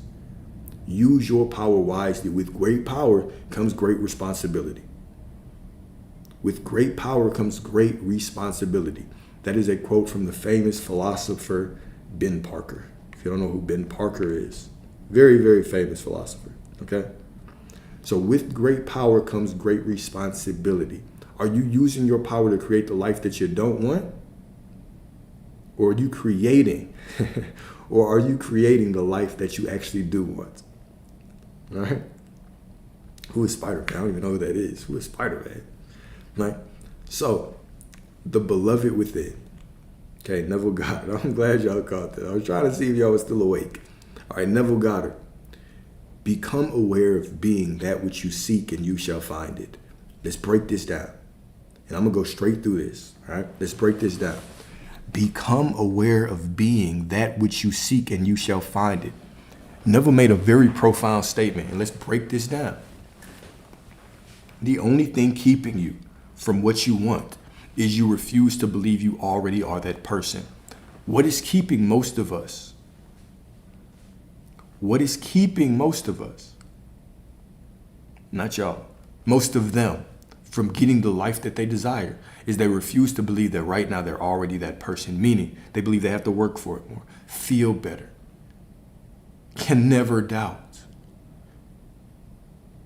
They make these illusory thoughts of what wavering is in their mind. They define wavering. They say, oh, I've wavered because I feel this way or did, and can't even explain it. Remember, you are the architect. You are in alignment because you are born. You were born in alignment. God is within me. You are in alignment. Miss Acacia, I owe you. I owe you, by the way. I had to take a pause to tell you that I owe you. All right? You are in alignment because Source is within me. Source is within you. You are all that there is. You are all that there is. You couldn't be anything less than in alignment unless you say so. Unless you say that I have to affirm this way. I have to visualize this way. I have to do it like this. I have to be like this. You are the one making up that story. So this is about your inherent worthiness. You are inherently in alignment. You are inherently worthy. Okay? Quote from Lala, right? Not that Lala, right? This is a mystical poet. The beloved is already yours. Why search outside? Everything that you desire is already yours. Why are you searching outside for something that is already yours? All right? So let's get into this. You are not far from love. You are its pulse. You are not separate from power. You are its voice. Remember, you are the identity of God. Blasphemy. I know. God is spirit. God is all that there is. God is pure energy, just light. You are the identity of that light. You are the identity of the divine. Rest in that knowing. You are not far from love. You are the identity of love, right? Let me say this in a bunch of different ways. You are the identity of the divine. You are the identity of prosperity. The identity of love. God is infinite love, or you are the identity of that love. You are the manifestation of that love. You are pure love, pure prosperity, pure intelligence, pure worthiness. Everything that you can attribute to the Creator, you are that. You are not far from love. You are its pulse. You are not separate from power. You are its voice. Every search outside is a forgetting of the treasure buried within. Return not to the world, but to the word. I'm not talking about scripture. I'm not talking about pick up your Bible. The word is I am. Return not to the world, but to the word. The I am that declares I already am what I seek. I am already that which I desire. I am already that which I seek no matter what. Here in sacred stillness, right here in this moment, you will hear the beloved say, I never left. I was always within you as you. You are the identity of the divine. In the moment that you take time to be still and know that I am God, to get into this present moment and know who you are, this is when everything unfolds beautifully for you in your life. I understand why most of us are on this path. Let's be real about why you're on this spiritual path, why you're on this manifesting path, because you've always been reaching for something more. You've always been reaching for something more. You have to have a certain amount of intelligence to get this far down the journey. To resonate with what I'm saying right now, you got to do a little bit of work. Now, the remainder of the work is what? It's relaxing into the knowing that I am already everything that I desire to be right now, no matter what. I am that I am, no matter what. You've been striving your entire life. It is time for you to know who you are. Continuously go back to that story. I am the divine. I am all that there is. I am the identity of the Creator. This is such a powerful statement. I am the identity of the Creator. And even in my rest, even in my stillness, that I am presence within me, that same power that creates universe, that creates galaxies, the stars, the planet, is the same power that walks before me, behind me, as me, with me, through me, and creates the world that I inhabit. This is the power that you have. Stop looking at these circumstances as these big and daunting things. Do you not know what is within you? Do you not know that the Creator of worlds is within you? Do you not know that you are the one who breathes this power? It is your awareness that directs this energy. But you're scared of a little SP. You worried about a little SP when you have the power that creates worlds within you. You're worried about a little dollar. That same power that creates worlds, that has created all that there is, surely it can give you a couple dollars. You have the power within you to save you from whatever situation that you are in right now. No one's dropping from the sky, but that's fine. But that's perfectly fine, because you were already granted everything that you need to save yourself from whatever situation that you are going through. You are the Savior waiting to be resurrected within you. You are the miracle you've been waiting for. You are the prophet you've been waiting for. You are the Messiah you've been waiting for, the God you've been waiting for, the Creator the Savior. You are all of those things right now. And the only thing left for you to do is be still and know who you are. That's it. That's it. That's the message.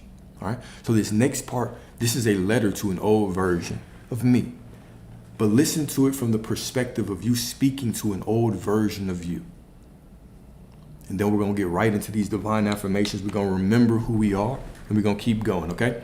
Dear you, dear beloved, dear love, I see you now more clearly than ever. Not through the lens of judgment, not through shame or regret, but through the soft, holy light of compassion. You were never weak, never lost for wandering, never less than for not knowing. You endured things no one saw. You endured things no one saw. You held silence like armor, smiled through storms, kept walking when your soul was tired of standing.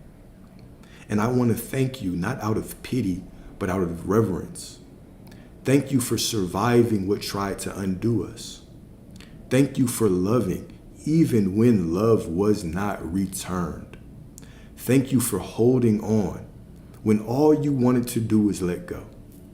You were never a failure. You were a seed, and now I rise because you stayed.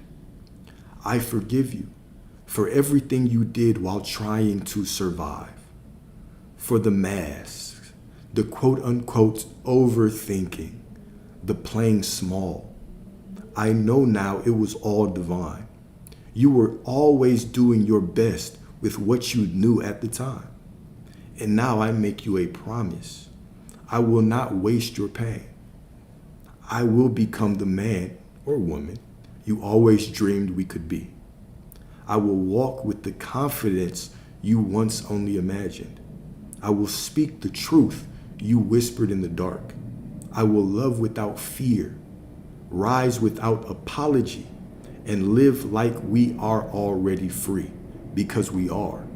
And because of you, I finally remember I am whole, I am worthy, I am ready, I am that I am, no matter what, right? With everything I am now, the man you were all along, the woman you were all along.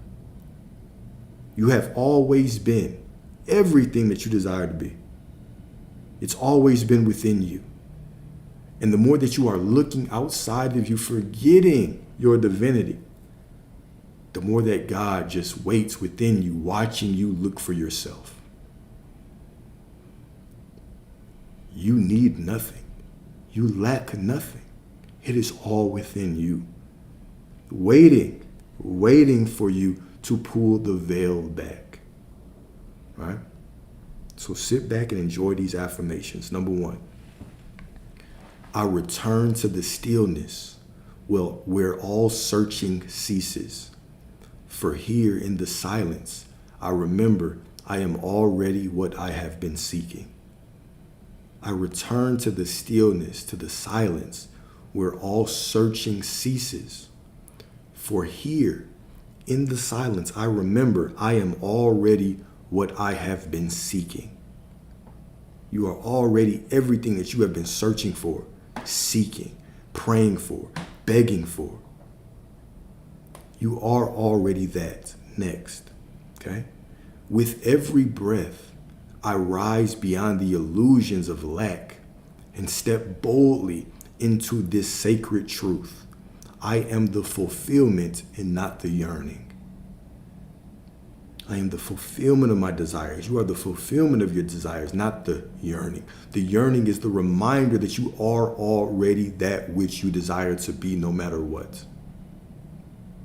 With every breath, I rise beyond the illusions of lack. With every breath, I rise beyond the illusions of lack.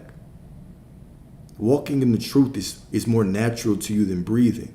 Being worthy is more natural to you than breathing. Creating is more natural to you than breathing. And with every breath, I rise beyond the illusion of lack and step boldly into the sacred truth. I am the fulfillment and not the yearning. Say these, right? Say these with your chest. Feel them in your cells for all those times where in your mind you started negatively talking down to yourself. Do this for you. Speak these truths boldly, loudly. Feel it in your being. Feel it in your cells. Of course, I got you. Feel it in your cells. Remind yourself the truth of who you are. I return to the stillness where all searching ceases. For here, in the silence, I remember I am already what I have been seeking. And remember, all of these affirmations, they are yours. I'm uploading them to YouTube. So I mean, they are yours truly, but they're also yours on paper. Okay? Number 3, I no longer beg the world for what God has already placed within me. Let that sink in. Let that sink in for a second. I no longer beg the world for what God has already placed within me. I am the miracle in motion, the prayer answered in flesh. I know. We cooking right now. I know. Next up, my soul is the throne of divine remembrance, even in my silence.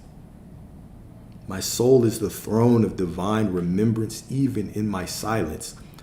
Here we go. I am the I am presence that manifests all things. I am the I am presence that manifests all things. We're going to double I am them. My soul is the throne of divine remembrance, even in my silence. I am the I am presence that manifests all things. Beautiful. Absolutely beautiful.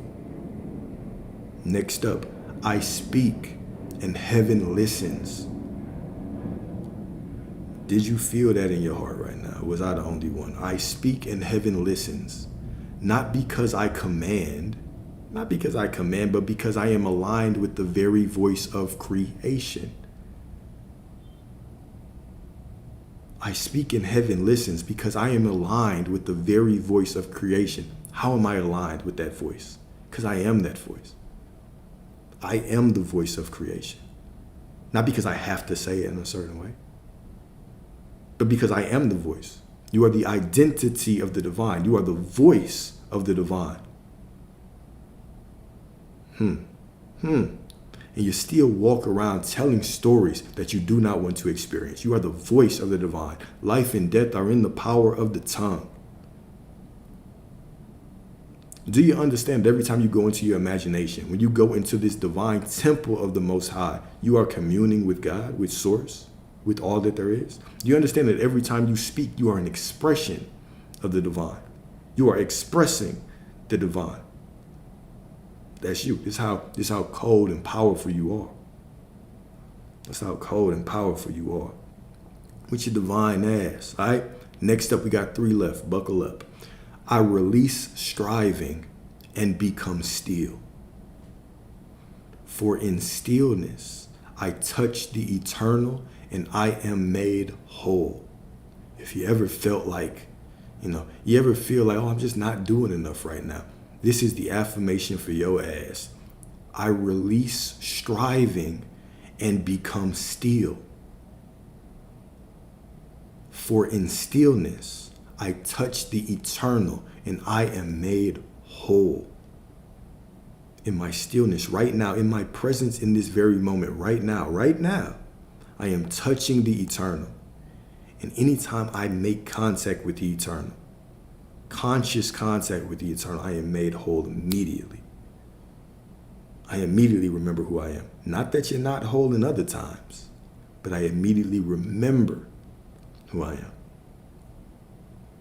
Okay? Final two.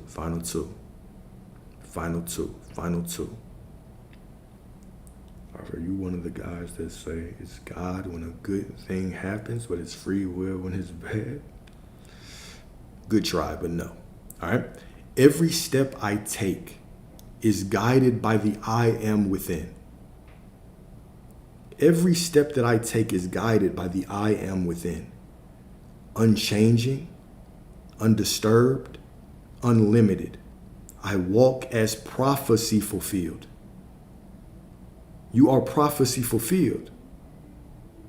You are prophecy fulfilled. Okay? I declare, last but certainly not least, I declare not as one who hopes, but as one who knows. I release the hope. I release the trying to be something, trying to walk in faith, and simply know that I am the identity of the divine. I am that I am no matter what. No matter what. I declare not as one who hopes, but as one who knows. I and my source are one, and nothing shall be withheld from me. That's a divine declaration right there. Let me say that one more time. I declare not as one who hopes, but as one who knows. One who knows. I and my source are one. I am the source, my source, same thing, are one, and nothing shall be withheld from me. I and the source are one, and nothing shall be withheld from me. Nothing shall be withheld from me. All right. I also want to talk about that comment, right? Because that is a very interesting perspective. In conclusion, okay, remember, we are the ones who are judging things as right and wrong, good or bad, positive, negative. That is all human perception. If we take a step back and we see through the eyes of that infinite light,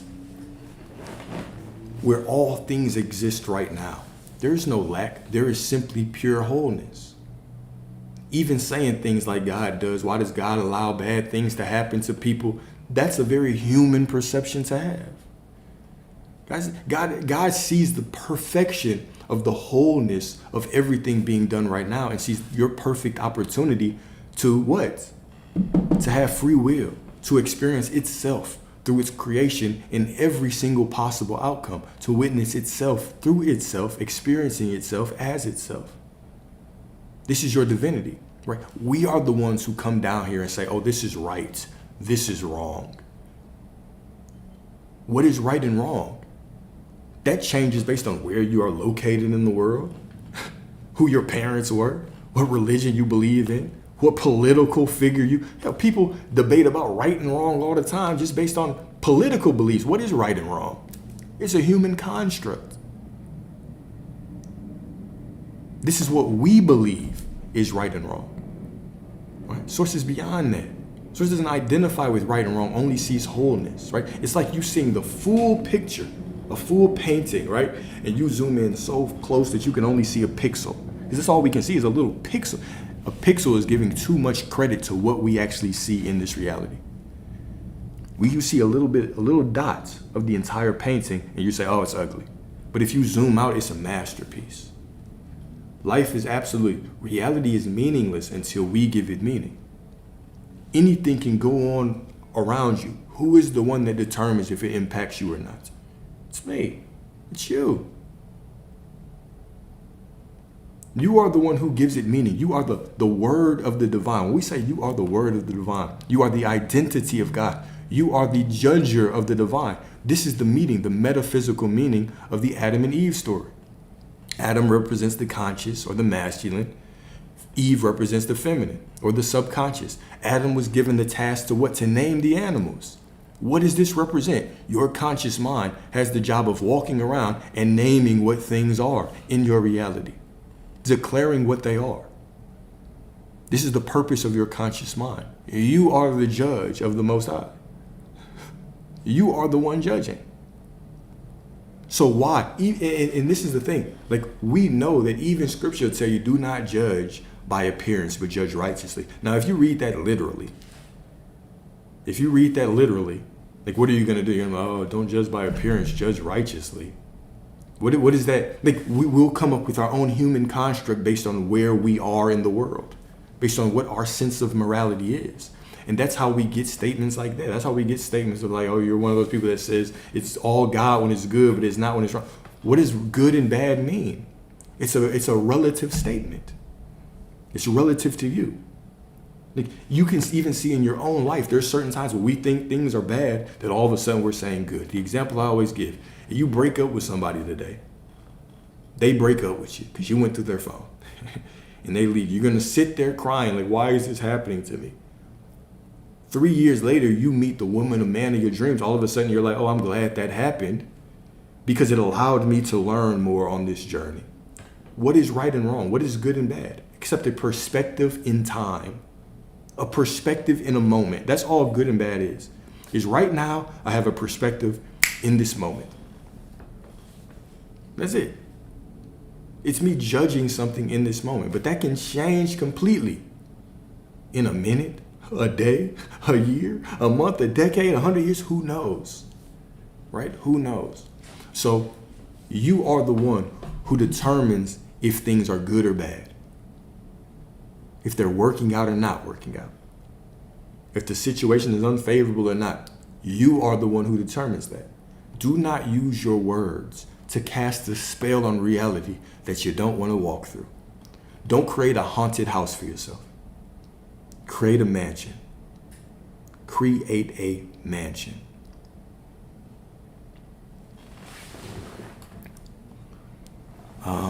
Man, I might have to look up what that means. What's my perspective on limerence versus real connection? I don't know what limerence means. Let's Google it.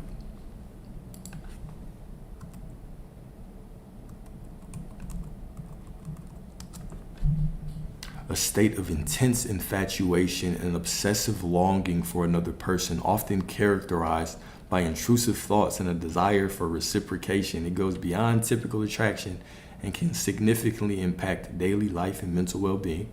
The experience is often involuntary and can feel like an addiction to the other person, the limerence object. Interesting.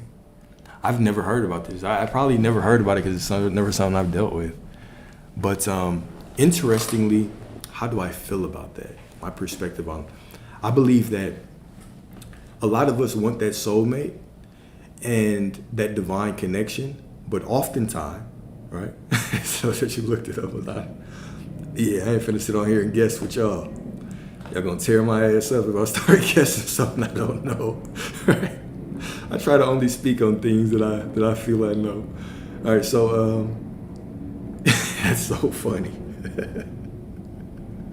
That's so funny. So typically we are looking for this divine connection, right? This divine connection on the front end, but oftentimes it comes on the back end. That was wild. What I mean by that is this.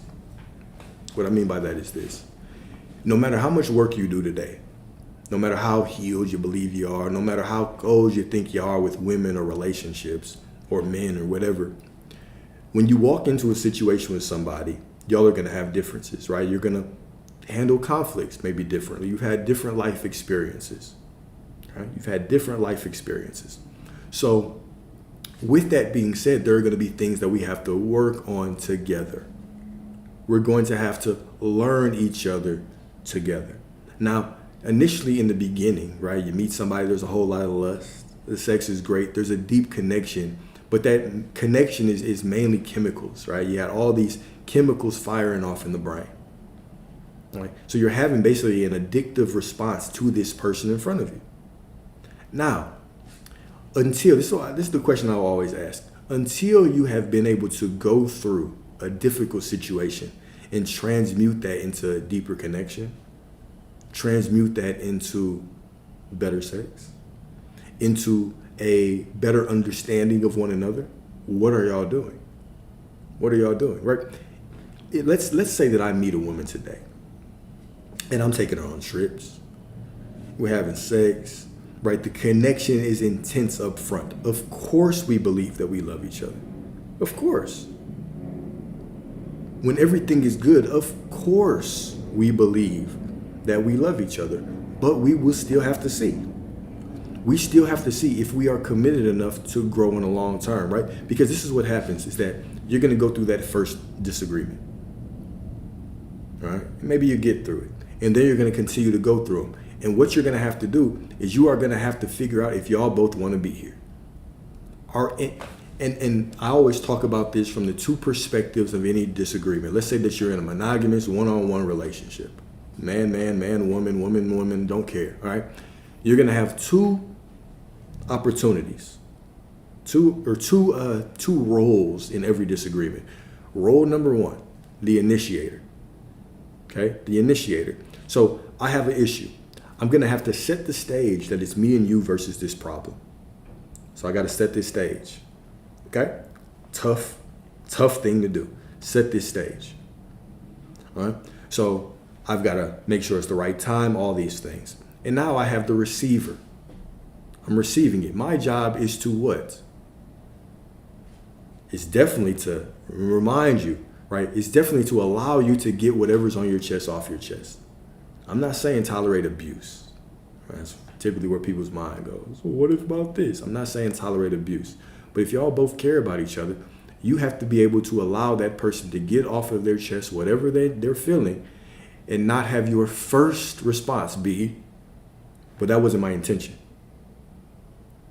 Because it's very difficult to do that, especially when you know yourself and you're like, oh, bro, I love you and I care about you. How do you think that I meant to do the wrong thing to you? And you just want to say, all right, come on, bro. You know that's not my intention.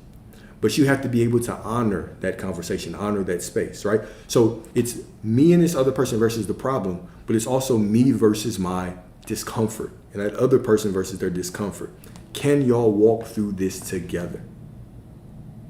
Okay? Can y'all walk through this together? I'm getting a FaceTime, but I don't know that number. Don't know that number. Okay, anyways.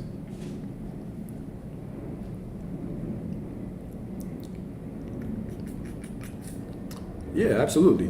We create the situationships and challenges and all the and all that, right, as the creators, for sure. We absolutely do. But you're still going to have to go through situations with somebody. You're still going to have little disagreements. You're still going to have different things, right? Oh, me versus the discomfort, right? Me versus the discomfort. It's going to be me and this person versus whatever issue. And then it's also going to be me versus my discomfort and this other person versus the discomfort that they were feeling. I can give practical advice sometimes. I can give practical advice too. I'm actually pretty good with the relationship talks. It's kind of how I started. That's how I got my following on Instagram, was the relationship talks.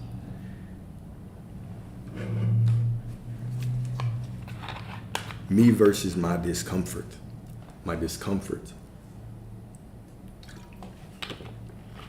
Me and this other person versus the problem, and then me versus my discomfort, and the other person versus their discomfort as well. So it's always this battle going on all fronts. And the more that you walk through that, right, everything gets better. Appreciate you.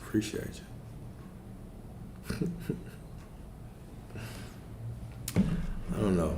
I feel you, and perhaps that's my limiting belief. I believe that sitting in those discomfortable situations do make the relationship better. I believe that eventually you get to a point where, because you have been able to not handle each other, but because you've been able to transmute things together, you get to a point where you look at that person like, okay, this is worth it, right? Not saying that you can't get to that place a different route, but Perhaps that's my limiting belief. Of course, you can manifest a relationship with little to no problems. You sure can. You absolutely can. There's nothing off limits. There's nothing off limits. I just also know what I like. I also know what I like. And no matter what mood I'm in or no matter how divine I'm feeling, I still don't walk through my life with absolutely nothing that doesn't, show up that looks a certain way to me. Therefore, I need to have ways to handle it, perspectives to handle it, right? Perspectives to handle it. And that's one of the perspectives that I use to handle a situation like that. Is that knowing that everything is everything. Everything is cool. This is just an opportunity to grow, right? I don't believe that I'll find somebody that 100%, I agree with them 100%, they would agree with me 100%. I honestly think that would be boring, right? And so that desire in a relationship is part of my expectations, is part of my wanting, right? I believe that iron sharpens iron, right? I believe that I'll sharpen somebody, they'll sharpen me by us having somewhat difficult conversations, by us having different perspectives on how to handle things, right? So that's all my thing. That's all my thing.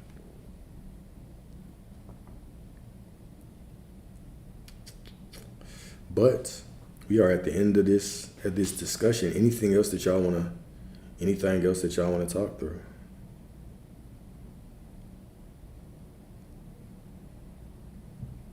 Tell them.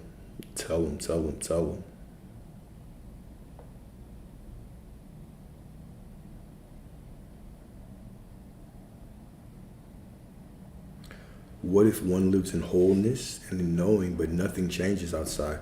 That in itself is a declaration. How do you know nothing's changed? You can't see every crack, right? You can only see what you see right in front of you.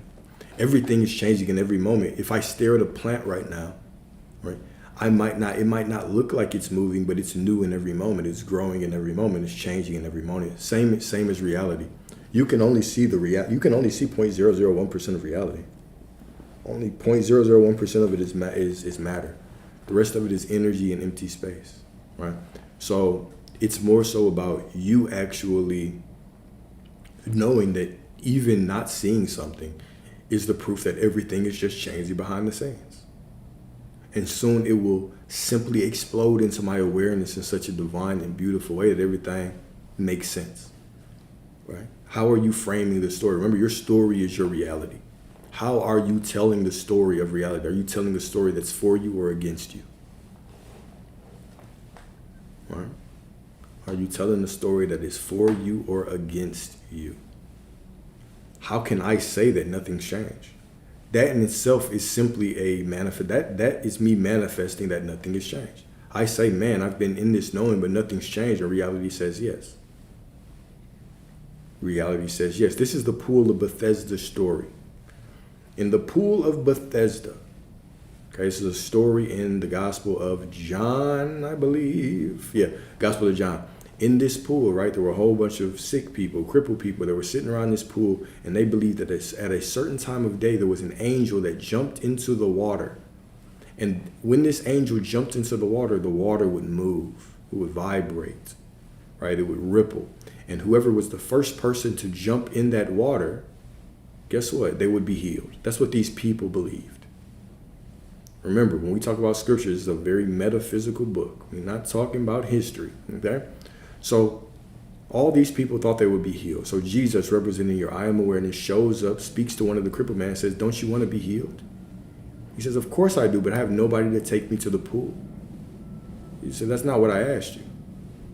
Right? Remember, everything after the but is bullshit. I am knowing. I know who I am. But nothing is changing. Everything after the but is bullshit. Right? So Jesus said, that's not what I asked you. Do you want to be healed? I said, of course I want to be healed. Are you going to take me to the water? And Jesus said, no, I'm not going to take you to the pool. The pool means nothing. All you need is me. Now, on one hand, this might sound like, oh, all I need is to pray to Jesus. No, this represents your I am awareness. What does the stirring in the pool represent? What does it represent? The movement and the pull. What it represents is us sitting around in lack, imagining lack, thinking that we need to see something outside of us change to know that we are not in lack anymore. This is what it means. And this is why Jesus said, you don't need that. That pull is meaningless. That external circumstance, whether you see it moving or not, it's meaningless. You're waiting for a ripple in external reality to validate you. You're looking for validation outside of you. But all you need is me. All you need is yourself. All you need is to declare that because I am changing, everything is changing, whether I can see it or not. So Jesus finally tells that man to get up, and he gets up and walks, right? This is the meaning of that story, metaphysically. Right? Metaphysically, this is that meaning. We have to be the one with faith. We have to be the one with the I am awareness, saying the external circumstances is meaningless. This is what it means when we say circumstances don't matter. They're absolutely meaningless. This is why even questions like, oh, well, if it's good or bad or right or wrong, it's meaningless. What is right, wrong, good, bad, positive, negative? What is it? That is just your judgment, is your story. So if I am saying that I've been doing this, but nothing is changing, okay, nothing is changing then. That's what you are decreeing. Instead, tell the truth. Stop telling stories and tell the truth, right? Today is the day that we all gonna stop lying. Tell the truth. Because I am changed, because I am that I am, because I remember who I am, everything is changing for me. I don't care what I see, because I can only see such a small fraction of reality. I don't know what's happening everywhere. So that's how to look at it. That is how to look at it. Right? Some of these stories, right? You'll read them and you'll be like, oh my gosh. An angel came to the pool for real and he couldn't get to it and Jesus healed him. And all I need is to believe in Jesus. You'll think, like, if we read a lot of these things literally, it don't make sense until we go and we start breaking them down metaphysically. It's like, of course. Of course that's what the pool meant. External circumstances, waiting to see some movement, a breadcrumb out there. Oh, I know that now that the external circumstances are changing, now I can really walk in faith. That's what we're saying. I'm walking in the knowing, but nothing's changing. Well, I mean, I'm trying to know, but how do I know this is working? Waiting for validation. Maybe if the external world shows me, then I'll really have faith. And really have faith right now. Really have faith right now. Right. So I think that's an important lesson, right? That's such an important thing that we all have to come into the realization of. Because that truly does hold people back. Is that belief or that thinking that things have to unfold, things have to look a certain way for things to be moving. You are the movement. You are reality. Reality is you. There's no separation. If you say that it's moving, it is. If you say that it's not, it's not. You are the definition of reality. Right? Your story is just you defining reality. It makes no sense to sit around and say nothing's changing. Why would you want to tell that story? Why would you want to tell that story? It does not make sense. Of course it's changing. How could it not be changing? First of all, even if you look at it from a practical perspective, everything is always changing. It's like the example with the plant. Just because you can't see it growing doesn't mean it's not brand new in every moment. In every moment. Right?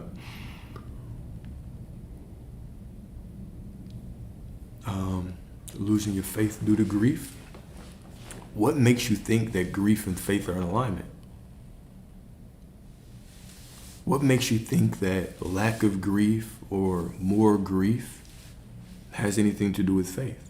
Those are simply feelings that you have to embrace and you have to honor while you're going through it. Right? Grief is fine. Grief is a human experience. Grief has nothing to do with faith. Nothing to do with faith. Right? And then how do you move forward when fear creeps in? You simply do, right?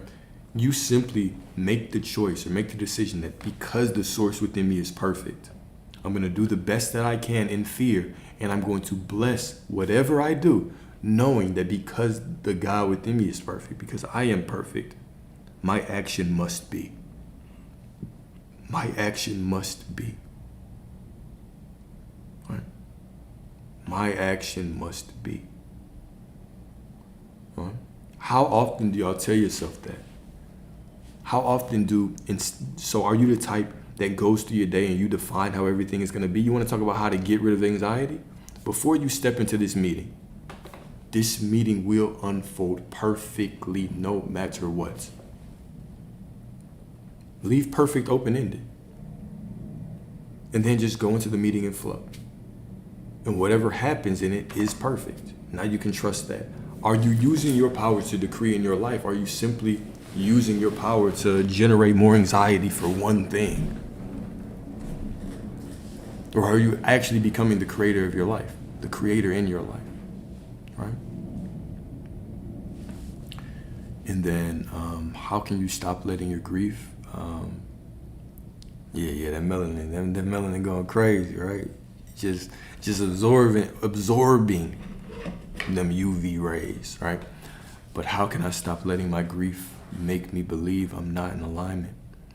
How can you stop? Well, that is just a story. I know these answers seem so simple today, but they are, right? How can you stop letting your grief make you believe you're not in alignment? What is belief? What is your belief but a story? Don't allow a feeling to dictate your alignment. Simply say the word. If you start feeling like you're not in alignment, simply tell the truth.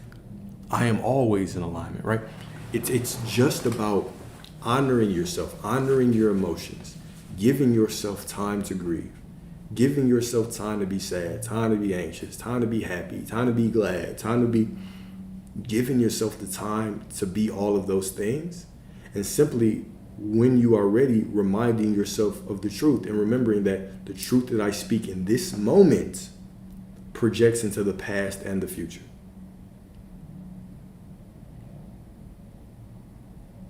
What I believe in this moment is projected in the past and the future. I am familiar with A Course in Miracles for sure. I love that else remove. Right. I mean, why do we cling to things having to look a certain way? That's all part of how we've been taught. Right? It's how we've been taught. Things have to look like this. I have to do this to get this. Things have to go this way. All right? But A Course in Miracles is pretty cool. One of my favorite quotes from A Course in Miracles is, "Your job is not to seek love, but to remove all the barriers or the boundaries that are keeping you from letting love in." I was like, wow, that's profound. Your job is not to go out there and seek more love or be more love. It's simply to strip away those old patterns and programs and thoughts and expectations that are keeping you from experiencing the fullness of your love. Right? Course in Miracles is a very interesting thing. It's very interesting. I read it a while ago, though. Not even the whole thing. Some of it, a while ago. But I do drop a lot of those A Course in Miracles quotes in these discussions.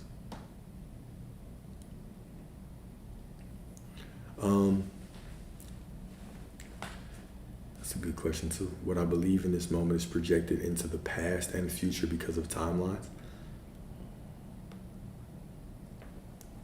If that's what helps you to think about it, yeah, because of timelines. But really because the only thing that exists is this moment.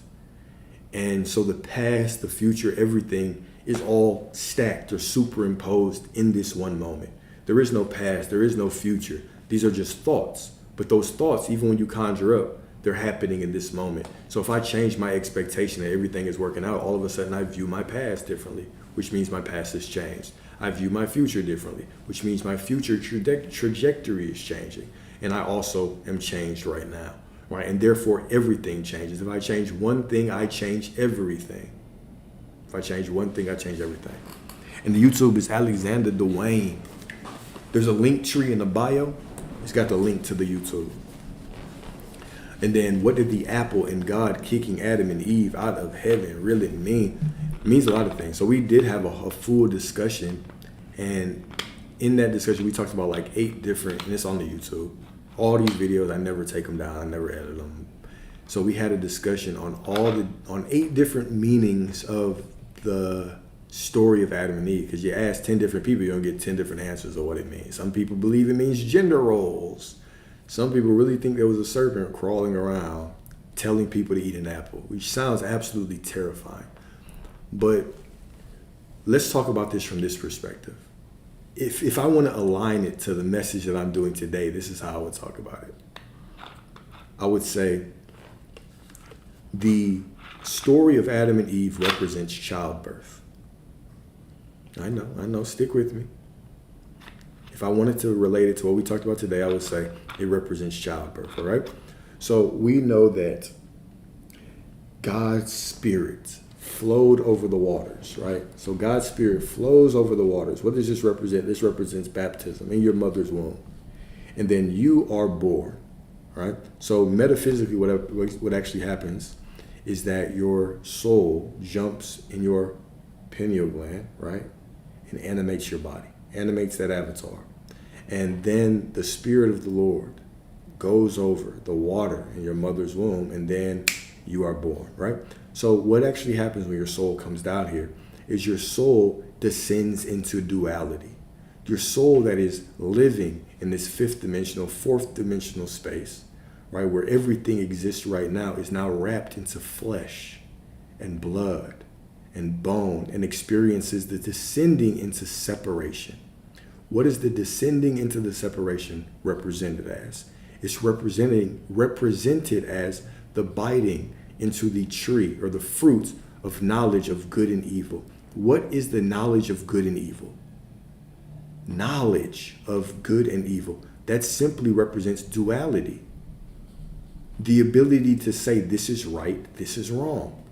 This is good, this is bad, which, as we talked about earlier, is purely a human construct. It's purely based on your belief, right? So if I'm born in a certain place in the world, I think right and wrong is good, or right and wrong is this, or if I'm born in a different place, I think right or wrong is this. Okay? Yeah, this discussion is all on YouTube. It's all on YouTube. But I got hundreds of videos there. So, but it's there. If you search like Adam and Eve, Garden of Eden, right? Garden of Eden. So even here in the U.S., right, we can say people have different definitions of right or wrong based on what? Based on the politician they support. They think right or wrong are different. So what is right or wrong? You were just given that knowledge of good and evil, which makes you like God. How does that make you like God? Because you are the creator now.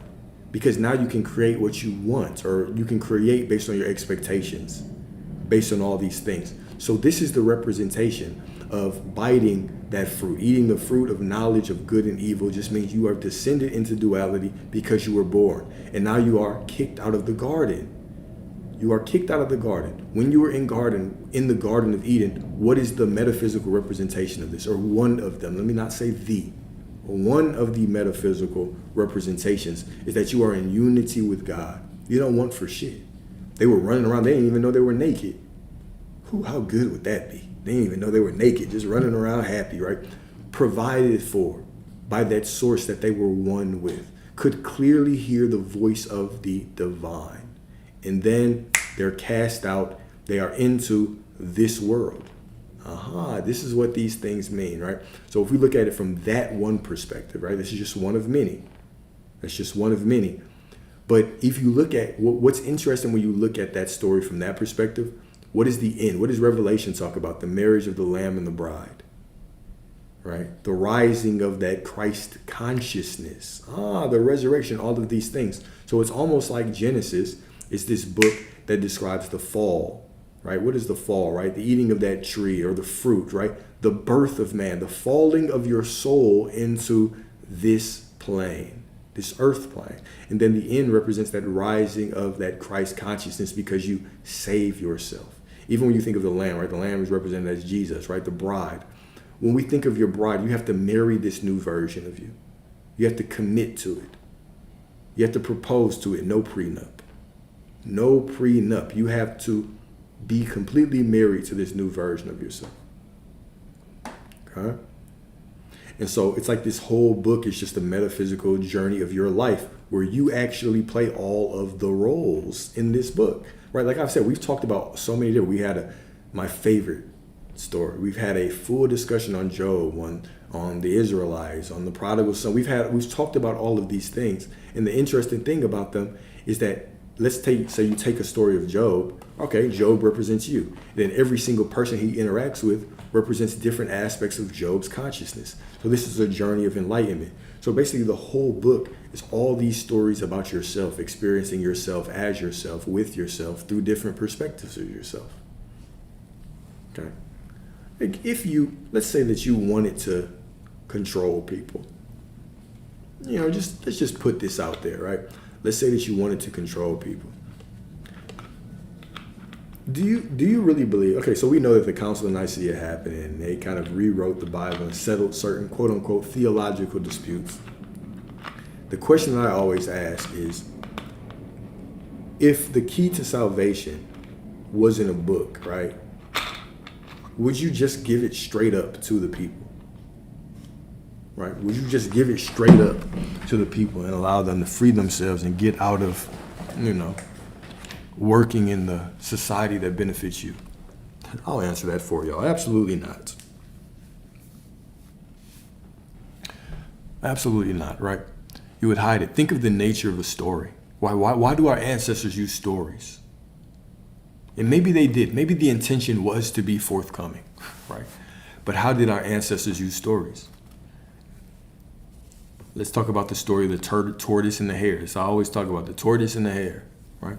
If you're talking to a child, it could be a spiritual child or an actual child, right? If you're talking about it to a child, you would say there was a story of a tortoise and a hare, and they were racing, right? And then the hare got way in front, and he fell asleep. And then the tortoise passed him and won the race. And the kid would be like, "Oh my God, that's a great story." Or you would tell them a story and you would say, there was a garden. There were two people in the garden. And there was a mean serpent that came up and and told them to eat the fruit. Or you would say, there was a person that put a stick in the ocean, in the sea, and it parted and they walked through it. And you say, oh yeah, okay, take it literally. Take it literally. Right? But then when you get older, what would they do? They would say, you know what, this is what it actually meant. That story of the tortoise and the hare meant patience. Oh, okay. And then when they get a little bit older, you would go a little bit deeper. Actually, it means don't sleep on whoever. Don't overestimate your opponent. You would find different ways, different meanings within that same story. Right. This is the way the ancestors passed on knowledge, right? Remember, a lot of that knowledge back in the day was verbal as well. A lot of it was verbal.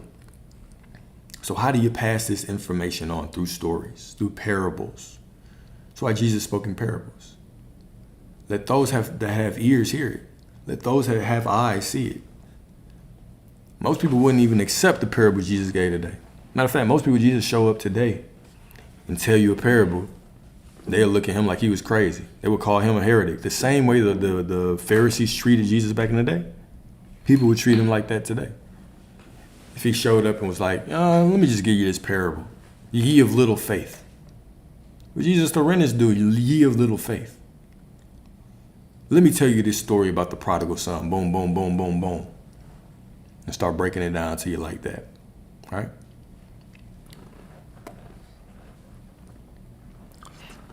What book? Shoot, all of them. Any spiritual book you want to put up is a book of parables and metaphors. Any spiritual text that you pick up is going to be a metaphysical. Well, most. Let me not say all. But what I was talking about specifically is the Bible. Most people don't use their brain. They want to be hand-fed, for sure. So did it actually happen? Who knows? Who knows? Think about it like this, right? The past and the future don't exist anyway. We're creating it based on our perspective, based on a collective consciousness. Like we are a collective consciousness right now that are creating reality. So did it happen or not? Is that really that important? Okay, sure. If most people believe it happened, sure it happened, right? But what's more important is the meaning behind these words. Why was it written? What do you get from it? All right, how does it help you to live a better life? Yeah, exactly. If he had to tell the real truth, this is why he only told the real teachings to his disciples in private.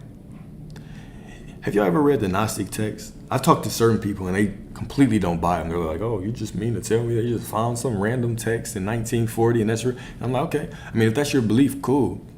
But you know that the Bible was already rewritten anyway. So, I mean, do you think that all these characters are real or false anyway? So it's like we want to believe certain things, but we want to believe other things. Like let's talk about like unrealistic beliefs.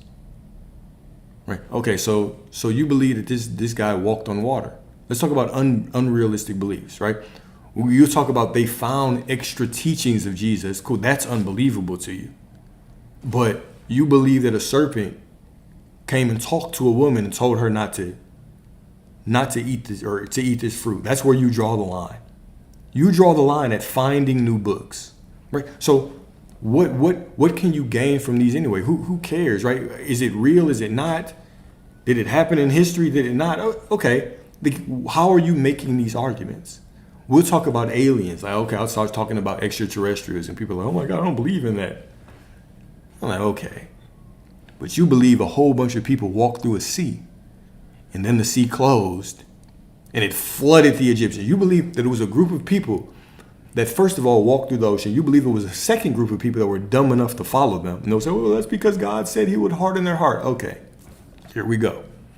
All right, so if it's in this book, you believe whatever. But anything outside of that is beyond the realm of belief. Okay, we just can't talk then. We just cannot talk then. Oh, here we go. See, we just cannot talk then. All right. It's like, yeah, you believe that this God is just going to punish you for eternity over this blimp of 80 years in time. But, right, so this world that we are living in is already unbelievable. It's already unbelievable in the world that we live in. How, like, what is beyond? You would tell me you believe in an infinite God. But then you start drawing the lines. Oh, no, a crystal. Where did the crystals come from? Who created them? All of a sudden, the crystal is demonic, but God is all that there is, right? This is why it's all these contradicting thoughts, right? First, the kingdom is within you, so God is within you. Everything is within you. But there's a heaven and hell out there. And there's a Satan somewhere out there. That is, it's like, okay, which story are we going to stick with today, guys? So, anyways, let me get off my rant.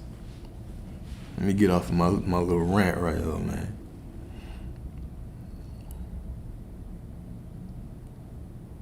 For sure, right? Even the staff of Moses, when we talk about metaphorically, even the staff of Moses can represent your spine. Right, it simply represents that awakening. Right, it's a metaphysical book and talk about that Kundalini awakening or whatever the case may be. Okay, right. He died for our sins, we still sin. It's just so many things, and then I just don't like.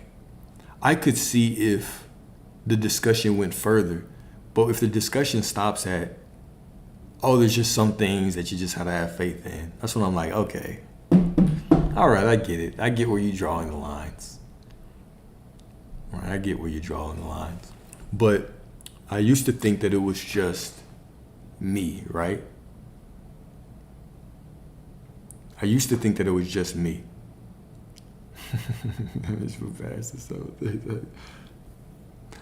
I used to think it was just me. But I mean, people have those debates even inside of Christianity, right? They have those debates even inside. So that's always interesting.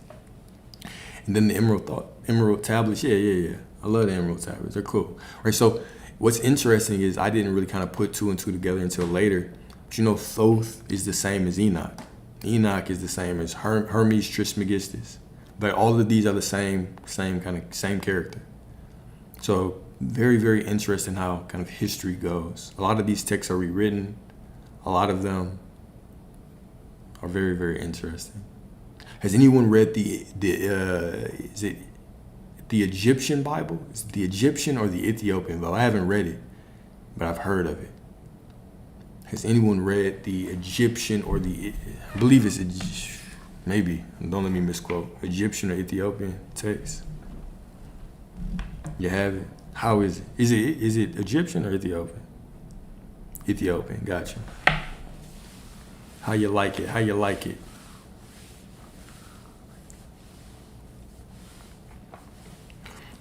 And would you recommend it? So honestly, what I would say is, when we talk about spiritual text, I would say whatever you're called to, go ahead and read it. And, because some people will ask, should I read that? Should I do this? Should I go down this path? Hey, if it's calling you, it's calling you, right? You don't know how source is going to speak to you or what path you can take to get closer to that creator within you. All paths are valid. All paths are solid. All paths are divine, right? All paths really lead to the same destination as well, as long as you keep going. Don't stop. Keep going, all right? So all paths lead to the same place. So who knows how the divine is going to speak to you? That's the interesting thing, is that, God might speak to me through music, right? I might be affirming for something or praying for something, asking for something, and then source speaks to me through a song or through a random person coming up and repeating what I need to hear to me. To you, it might be through a book. You just pick up a random book, or all these things happen. So our walk with the divine is going to be very personal. It's very, very personal. I don't believe that you should confine yourself to certain things. Be like, okay, I'm not going to touch that, or I will touch that. If you're called to it, go ahead and go down to it, right? You have these callings within you for a reason. They're trying to call you back to your divinity. What about remembering hurtful situations that cause a circumstance? Okay.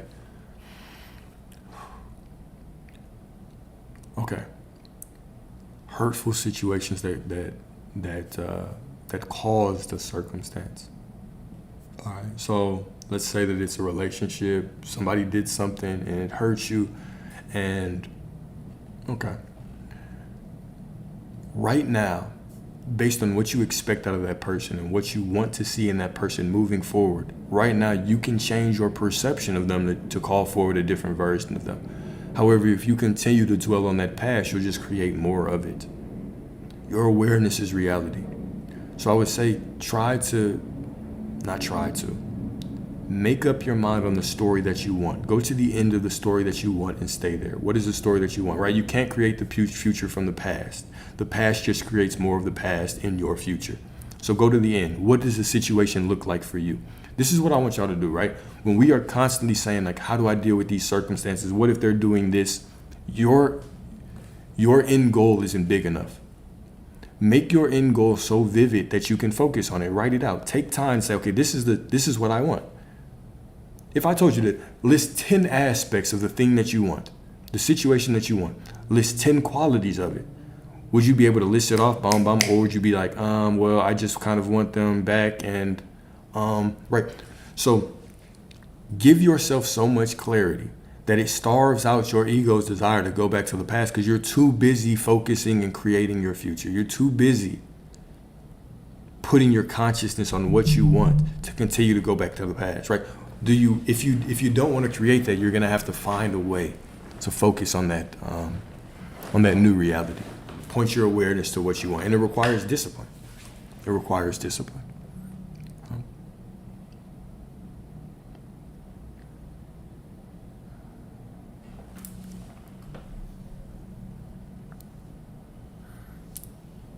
Yeah, immerse yourself into the vision that is already here now. I love that. Right. So with that future vision, right, get consumed with it, focused on it, like really build your life out from it. Start to build new desires from it. Where do y'all want to go? What do you want to do, right? When you're going through life and you see something that you want to do and you want to do it with him, right? Start to add to it, right? Live in the end. You are the wish fulfilled, right? Live in that wish fulfilled. and allow it to all unfold for you.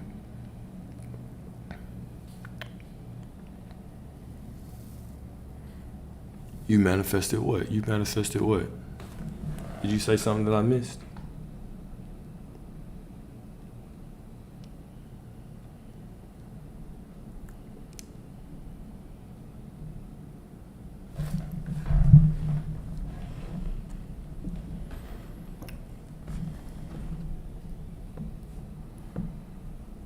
Let me see here.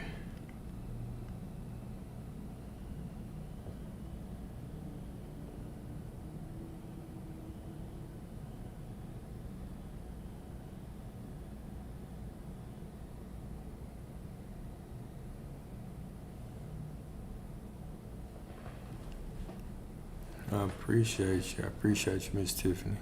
Appreciate y'all. Ooh-wee.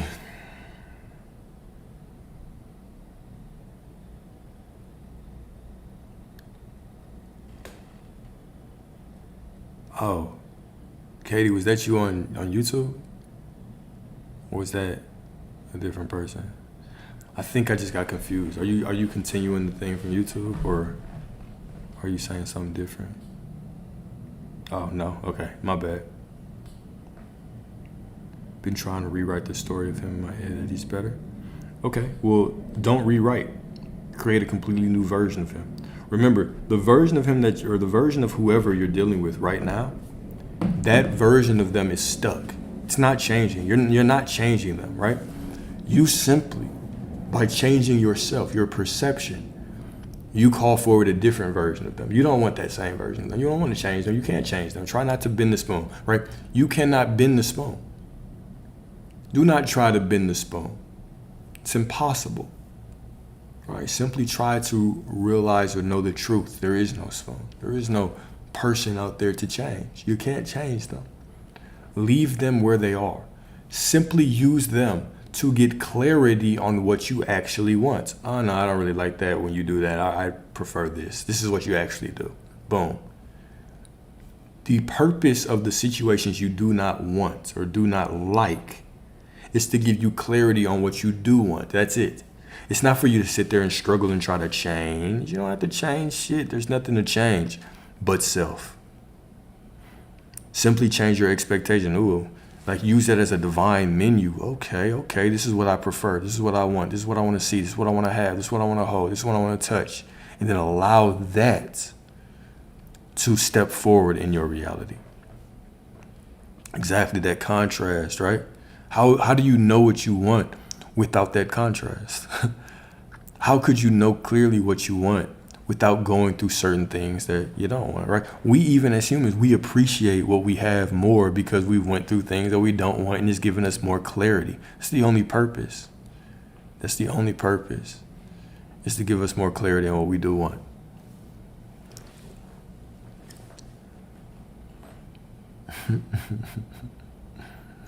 For real. You're an infinitely expanding being. You're always going to be having more desires. Sit back, relax, enjoy the ride, enjoy where you are, right? Enjoy everything that is showing up to you, and simply look at it for the truth of what it is. It's just giving you an opportunity to choose differently. It's just giving you the opportunity to choose differently. I'm kind of hungry. What did y'all eat today? Did y'all have anything good?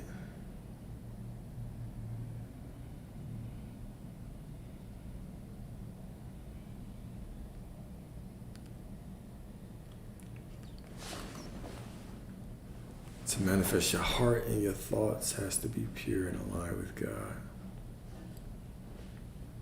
I appreciate y'all, man. I appreciate y'all. Damn, I had a cookout. Man. A good old cookout. It does sound good, right? I do make exceptions every now and then for... Do I think that Kanye is awakened to just grace? I don't know. I don't have a perception. I don't pay attention to to enough things to even have an opinion, to be honest. If you talk to my sister and asked her what I thought about Kanye, she'd be like, my brother don't know anything going on.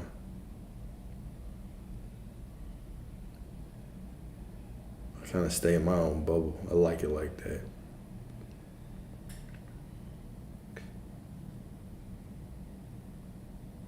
He said if he disappears and comes back, it's not him.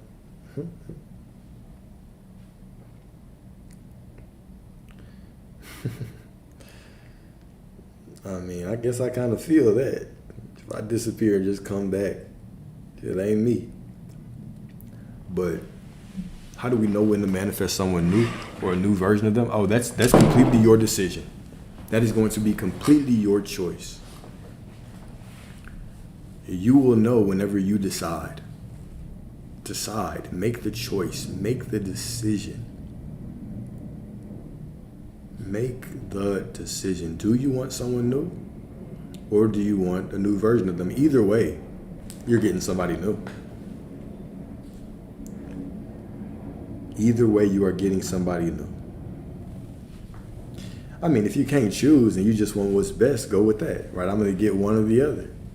I just sit in the knowing of getting whichever one works out. Tell that source within you to make it clear for you. Make it clear for you. All right. There we go. There's a question. There's a kind of question I'm waiting for right there. If we don't take action towards a new assumption, would it still work? Yes. Yes. Let's talk about that. Let's talk about that. When I say yes, I'm talking about action in physical reality. Here's the thing. If right now I declare that I'm prosperity, that everything's working out for me, that my rent is paid in full and everything is just flowing, money is pouring out of my pockets, okay. Now, let's say I don't take movement. Let's say I don't take any movement. Okay? And I simply reinforce that in my mind. My mind is absolutely clear on that prosperity. And I just do the same things that I've been doing every day. How will prosperity flow to me? How will it flow to me? Let me get y'all's thoughts on that.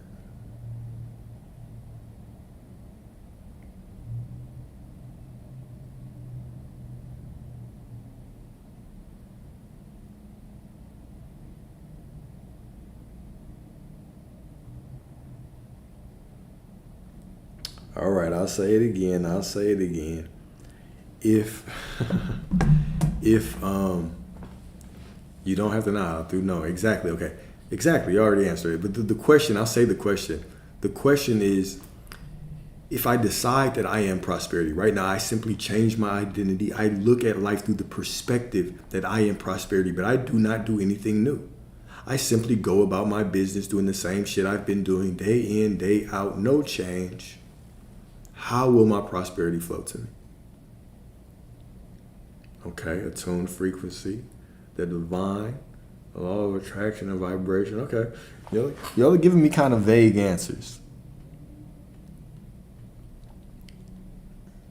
You have to open a channel for it to flow in. Well, perhaps. Through knowing, someone gives it to you. You don't have to know. There we go. We're getting close. We're getting hot. You don't have to know. You are expecting something different from the day you have declared it. It matches what you are being. The universe will allow you to prosper into what you want. It'll find its way to, $1 million answer right there.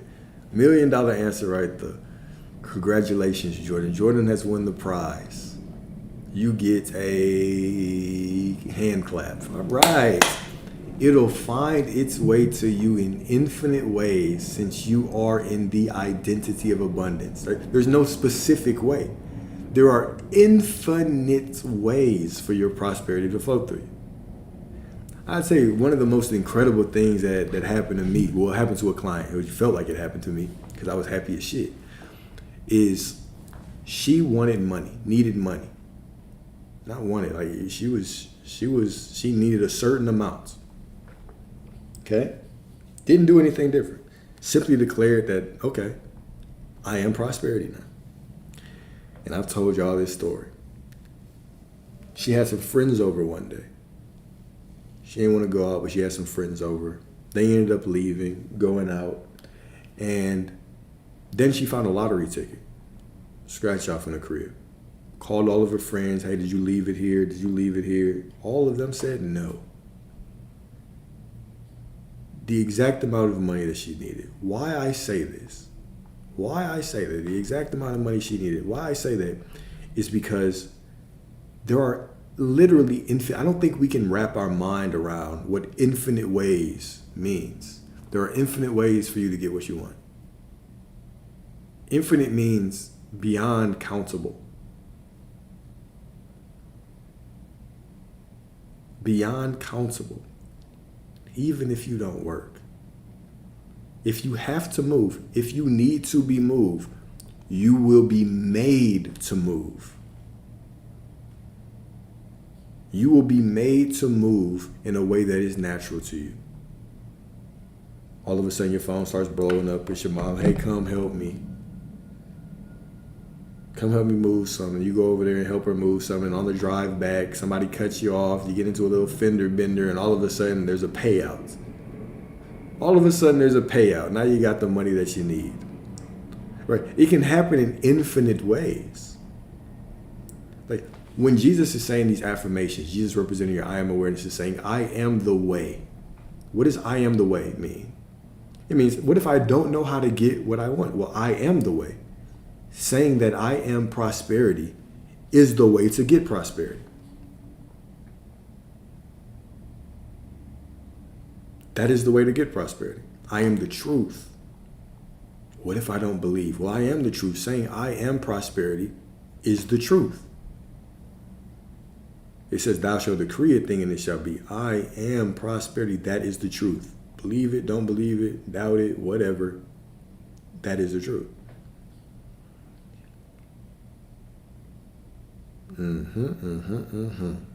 Dropping that sauce for real.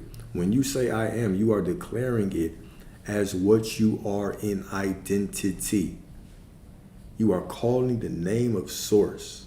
And you are declaring, you are invoking that name of the divine through you.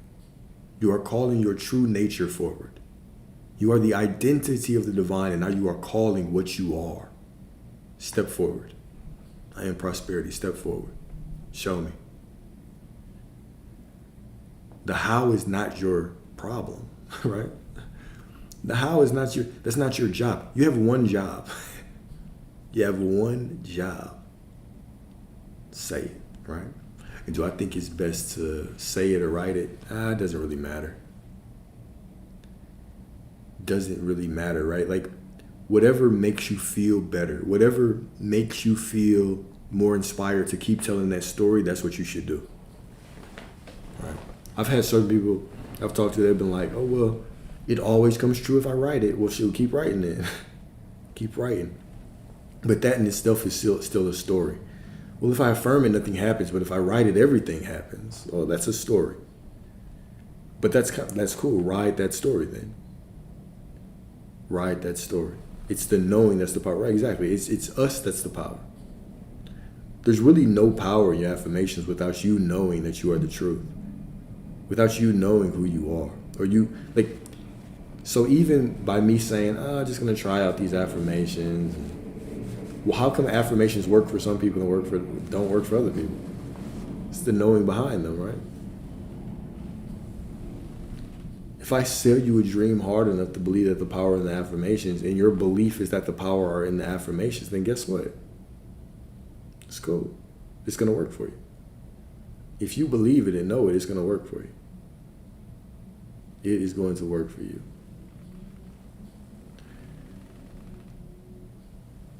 I don't know what's closest to the truth. That's a tough question. Which one is closest to the truth? I would say it depends on what you're looking for. I used to say that if you're just looking for a practical path, Buddhism. If you just want practical, Buddhism. But of course, that was my perspective. If you want I do like Gnosticism. I do like the Gnostic teachings. I love like the mystical Christians. What's interesting is that most of the saints, when you go like Catholicism or Christianity, most of the people that are ordained saints, they were mystics. Right? They were killed. One of the qualifications to be ordained a saint is to be a martyr. If you're a martyr, you can be a saint. Right? So I do like Gnosticism, but yeah. So whatever works for you. Some people, subliminals work for them. Some people, meditation and visualization work for them. Some people just knowing. For me, simply just walking through life, knowing that I'm source, knowing. I like the easy path. That works for me, right? Which is why we talk about things from so many different perspectives, because everyone is different. It's your belief that creates reality. Right? It's your belief that creates reality. If you don't believe affirming is going to work, how's it going to work?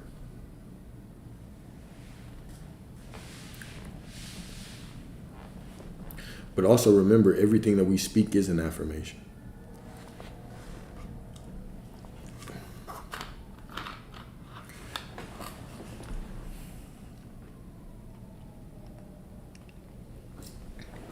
Knowing as faith or as a belief, same thing. Knowing is faith or beliefs, exact same thing, right? Just knowing, belief, conviction, faith, all of those things are simply my ability to tell the same story in my mind over and over and over again until it happens. Point blank period. I'm cool with Sufism. I use a whole bunch of quotes from is it Sufi? I use a whole bunch of quotes from them in our discussion, so I'm cool with them.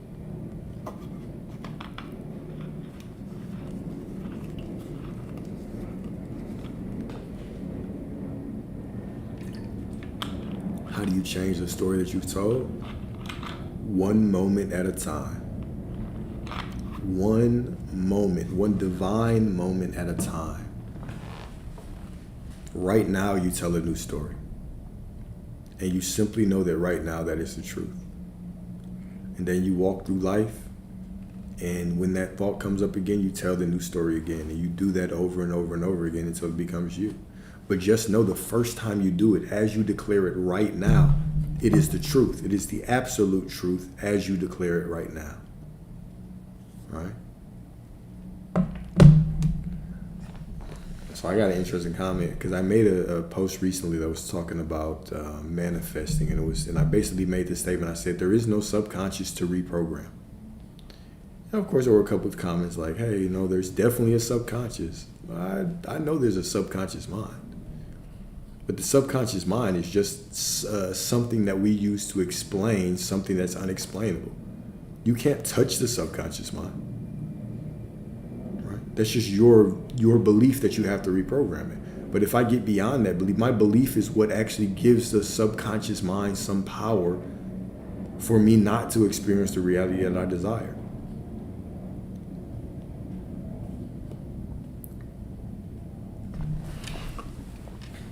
What do you think about regretting inspired action?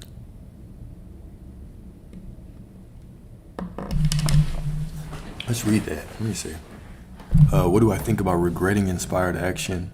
Sending a text but not getting the response I wanted.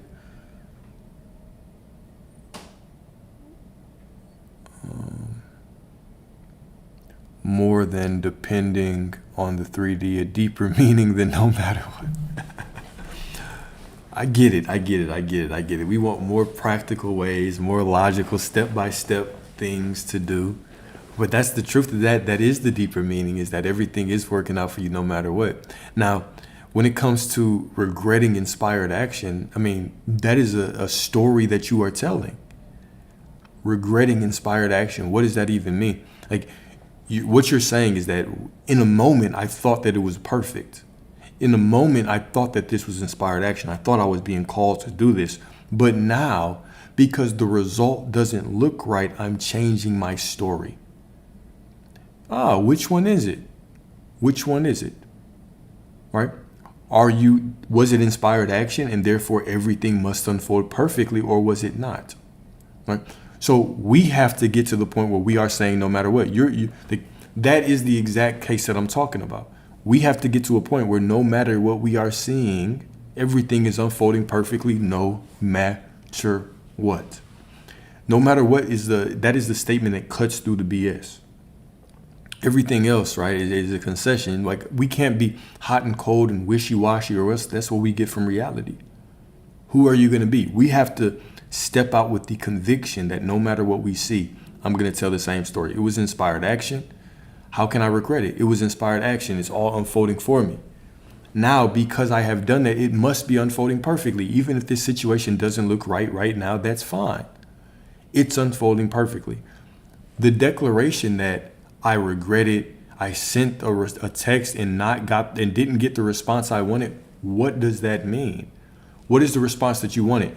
Go to the end and stay there. If the end is you having him or having her or whatever, right? If the end is something, then the middle is just unfolding towards it. How are you going to tell me how the end is going to, or how the middle should unfold? How can we declare to God how the middle should unfold? That's not our job. Our job is to look at it and say, it is perfect. Me looking at it and saying, oh, I regret it because I didn't get what I want, that is me acting like the middle is the end. It's just the middle. It's no matter what. So that's why, like, there is no deeper meaning than no matter what. Right? There is no deeper meaning than not depending on the 3D. This is exactly what you're doing. You're depending on the 3D to show you exactly what you want. Or now all of a sudden you just pulled yourself out the state. You're saying, okay, well, I was walking and everything was unfolding perfectly, right? And I just declared that it was unfolding perfectly. And then I was inspired. I blessed this situation as inspired action, or this thing as inspired action. I said, I have to do this. I just feel a calling. Then I did it, and I didn't see what I wanted back. Does that mean it's no longer inspired action? No. It's still inspired action. It's still unfolding perfectly. Go to that knowing right now and stay there no matter what. Don't allow the external reality to bully you around. Just because you see something doesn't mean that you have to identify with it. Your story should stay the same no matter what. If it's inspired action, how can you regret it? Since it's inspired action, it's all unfolding for me. I will allow it all to unfold for me. I would know that it's all perfect. I go to the end and I stay there. Okay? I go to the end and I stay there.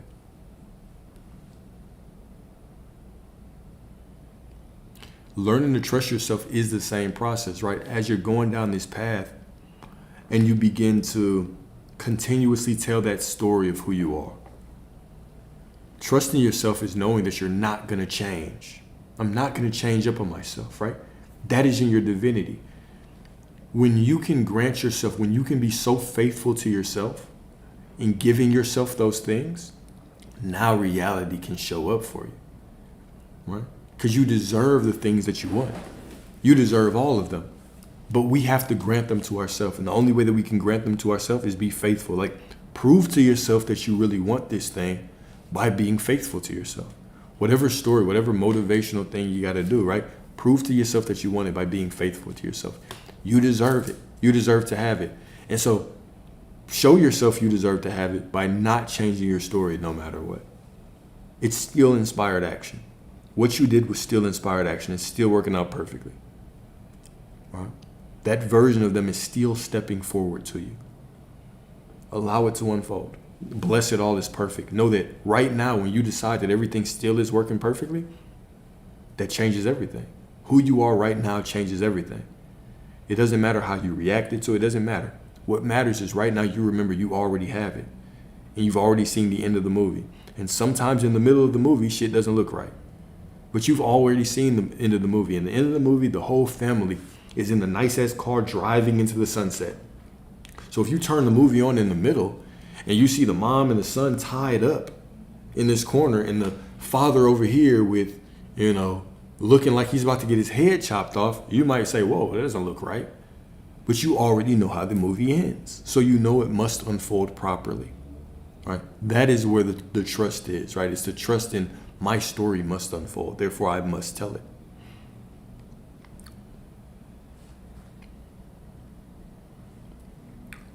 Be faithful to yourself. Be faithful to yourself. You got this. You have got this. Pump yourself up. Talk your shit to yourself. Remind yourself of who you are. You are the divine creator. And then continue walking in that wholeness and that fulfillment, in that divinity. Let it all unfold for you, through you, to you, as you.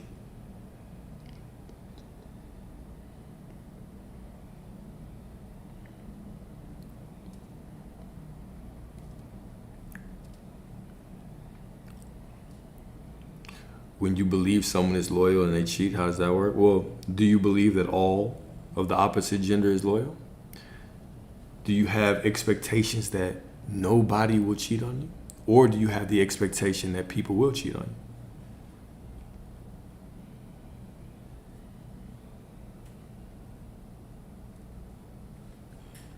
Tell your cousin I appreciate him. Much appreciated. Much love, much appreciation. When you believe someone is loyal and they cheat, how that works is you still have an assumption somewhere. You still have an assumption somewhere. Do you believe that it's impossible to be cheated on? Or do you identify as someone who gets cheated on? How do you identify? How is your view of the opposite gender?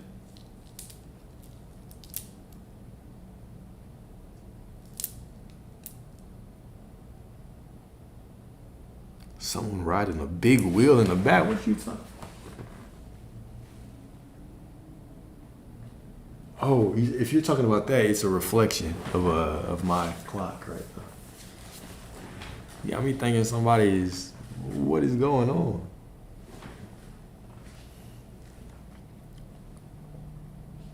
It was a noise? Man, what? Okay. Y'all hearing something I don't hear. Appreciate you, brother. Appreciate you. Y'all hearing something I don't know about. Don't make me nervous in here. I'll end this live and go to sleep. Wake up tomorrow in a new reality with no noise. Yeah, you can create for anybody in your reality.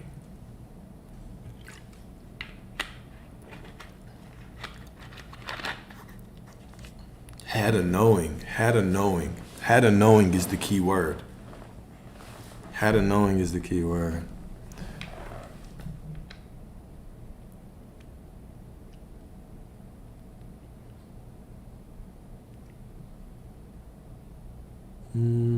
Oh yeah. Can you manifest for someone else? Absolutely. Can I give an example of manifesting for someone else? Yeah, of course. My mother, right? Stage 4 cancer, lung cancer. And I manifested she would just be okay. She only had a couple months to live. I was just like, okay, she'll be fine. And then lo and behold, all of a sudden she got access to a new trial drug. The doctor, of course, we went to one doctor and he couldn't help her. So we decided to go to somewhere else. And he put us on this experimental drug that actually binds to one of the receptors in her tumor. And it extends her life. So it's like chemo, right? And so she has been here still, and she's doing well, right? And the tumors are decreasing, right? So yes, everybody in your reality is at your mercy. It's all at your mercy. All at your mercy. No one in your reality has any free will, except for the free will to be in perfect alignment with you. The version of them that's in free will with you shows up. That's exactly how Jesus healed people. Jesus walked around seeing people as ideal and perfect. Therefore, this is why even scripture says, forgive others so your Father in heaven can forgive you. What does that mean? When I see people as perfect, that gives them the space to show up perfectly for me. When I see them as perfect, now the perfect version of them can show up. This is what that means. But if you don't forgive them, then your Father in heaven cannot forgive you. Just meaning, if you don't forgive them, your Father in heaven can't be in alignment with you when it comes to what you're creating. Because the source within you only wants to create perfection.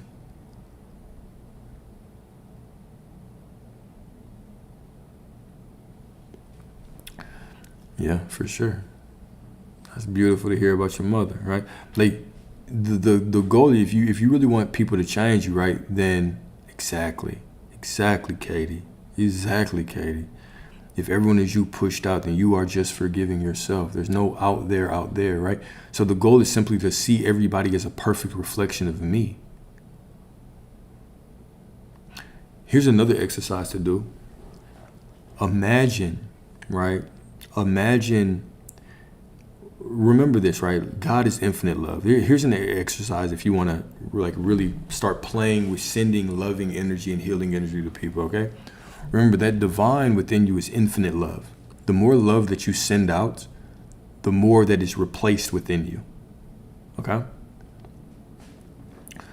So imagine that your heart is this beam, right? This beam of light. Or imagine that your heart is like a flower, okay? Like a lotus flower.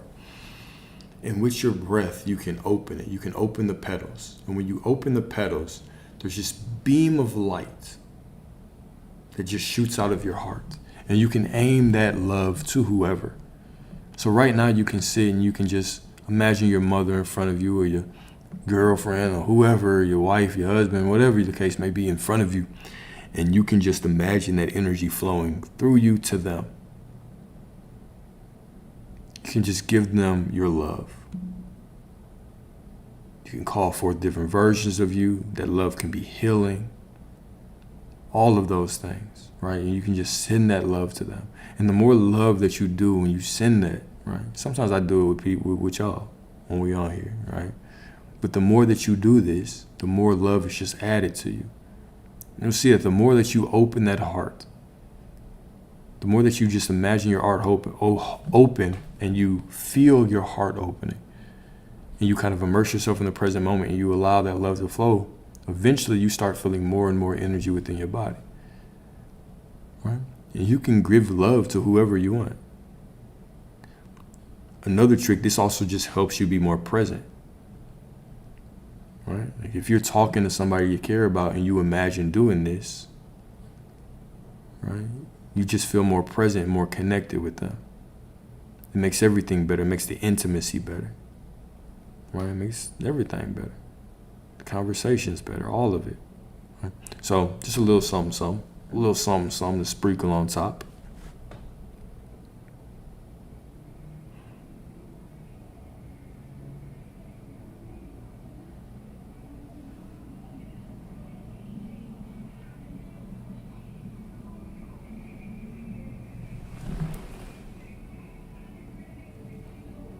I know y'all hear that shit. I know you hear that Boosie.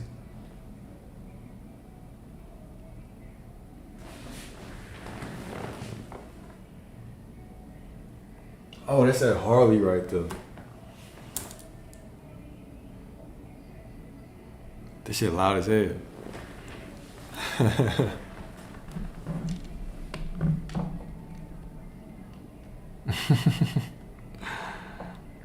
Well, this song came out so long ago.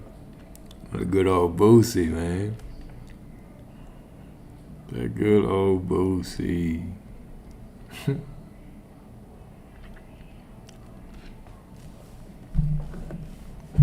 Oh.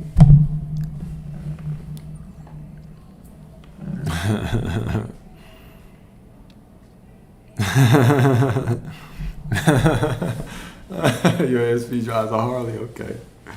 Look at the signs, man. Look at the signs just all unfolding. I might give me something. I'm not gonna eat yet. I'm not gonna eat. It's a little too late. A cool Honda.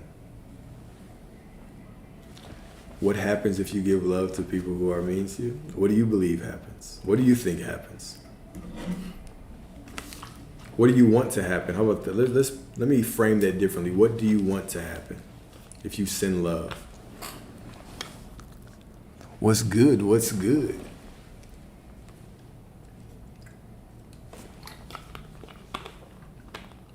What do you want to happen if you send somebody your love? Let's talk about that. What happens? The question is, what happens if you send love to somebody who isn't right with you or doesn't do you right? You want them to change their energy. Okay. Do I believe in signs? Of course I believe in them. To an extent. Do I believe that they're the end all be all and you can tell me who I am by them? No.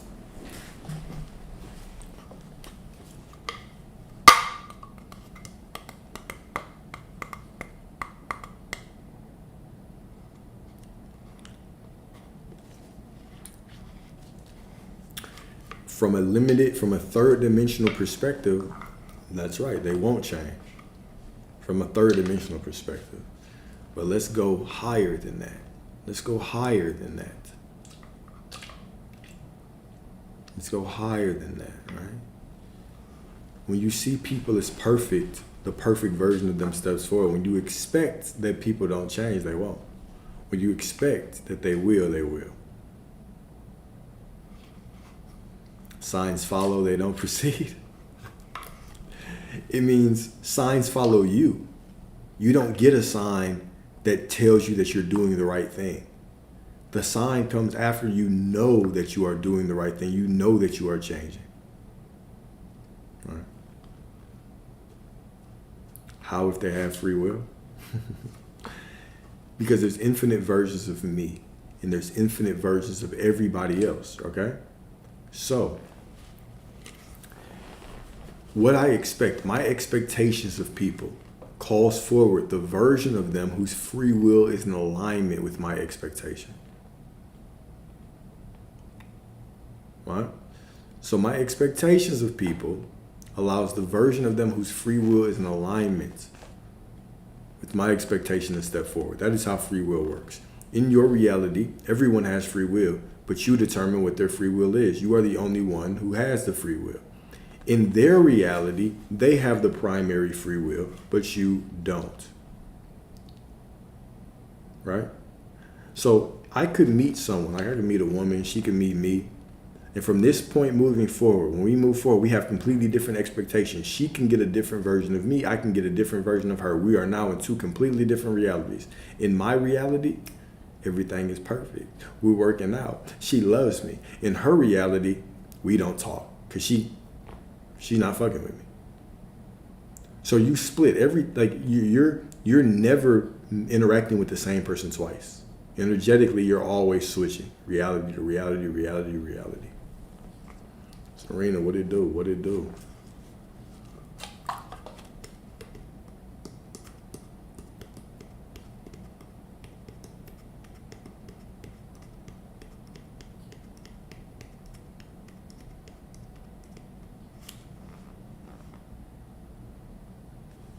If they are not there to serve you, then essentially they are controlling you. Hey, that's a bar right there. I like that. How long does one version stick around? Moment by moment. Moment by moment. Moment by moment. Yeah. All right, I got a couple more minutes for y'all because your boy's getting a little sleepy.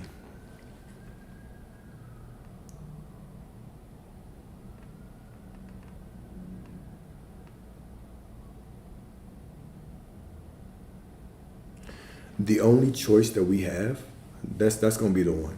That's gonna your ass then brought the sleepy bug on here. The only choice that we have, the only power that we have is in our perspective, our perception, our thought patterns, our words that we speak. We only have a choice or power over the direction of our thoughts, assumptions, perspectives, reality. But that is perfect because that's all we need. When we walk in the control of those things, now everything must bend to our will, right? So everything might not look the way that I want it to look during the unfolding. Certain things might look right, wrong, good, bad, whatever the case may be. It's not my place to judge. I simply go through life and experience the unfolding. However, right, I always have the ability to say it's all working out for me. And so it is. Or, damn, like, I just can't, this shit can't get right, right? And so it is. Whatever I declare it is, and so it is, right? And do I suggest dropping visualizations after I've done it a lot for a specific situation, or continue until it actualizes? I would. Okay. If you've done it for a while, the visualization is there. That situation is there. What I always say, if you feel like you've been doing that process for a minute, maybe it's time to make it about you. All right.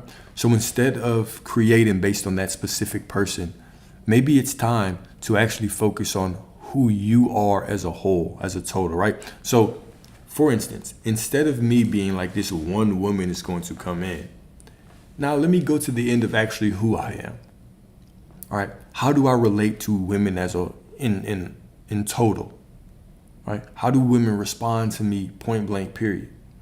And so when I focus on how women respond to me as a whole, now I make it about me. I become the actual center of my reality. Therefore, all things can be added. So an example would be like, well, shoot, any woman that comes into my life wants to be with me. So I would make it like that. Now it's not about that person anymore. I make it about all women.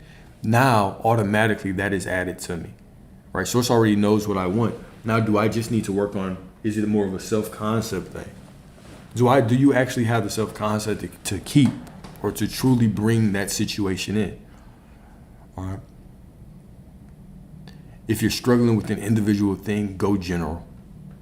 Go general. That's what I would recommend. So go general with your visualizations, with your affirmations, with your being, with your knowing. Go from there. All right, y'all, I'm stumbling through too many words. I'm finna end it right here.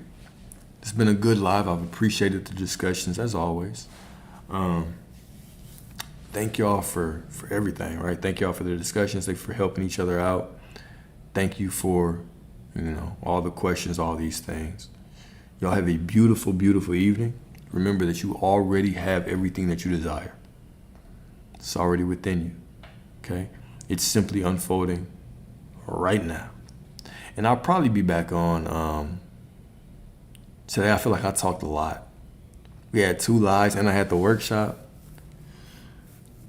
Tomorrow I'll probably be on. I say all that just to say, well, tomorrow I'll probably be on early. Probably like 9, 10, something like that. So I will see y'all then, and probably again in the evening. If not, hopefully I'll see y'all soon. But if I do, looking forward to see y'all. All right, y'all have a beautiful. No, Central. My bad, y'all. I forget. Like the audience is getting bigger. Y'all are really kind of tuning into this. So I used to just be able to get away with being like, all right, bye. I'll see y'all when I see y'all. So typically, should I really give an actual time though? What if I lie to y'all? What if I can't actually get on there? Let me see. What do I want to say? Maybe not. Okay, I'll give y'all time. It will be between 8 a.m. Central and 11 a.m. Central. That's the time that y'all can give. If y'all want to put on the notifications, you can put the notifications on if I go live. I don't know. It depends. All right.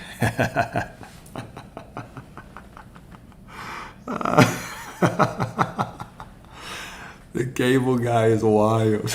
All right. I'll give you a window to come install your internet. Between 8 and noon or 1 to 5, which one you want? No, but I appreciate y'all. Y'all have a beautiful, beautiful evening. Talk to y'all soon. Peace. Here we go. Whenever the live doesn't end, this is always a little awkward. I'm just real close, pushing around for this button. Here we go. All right, peace.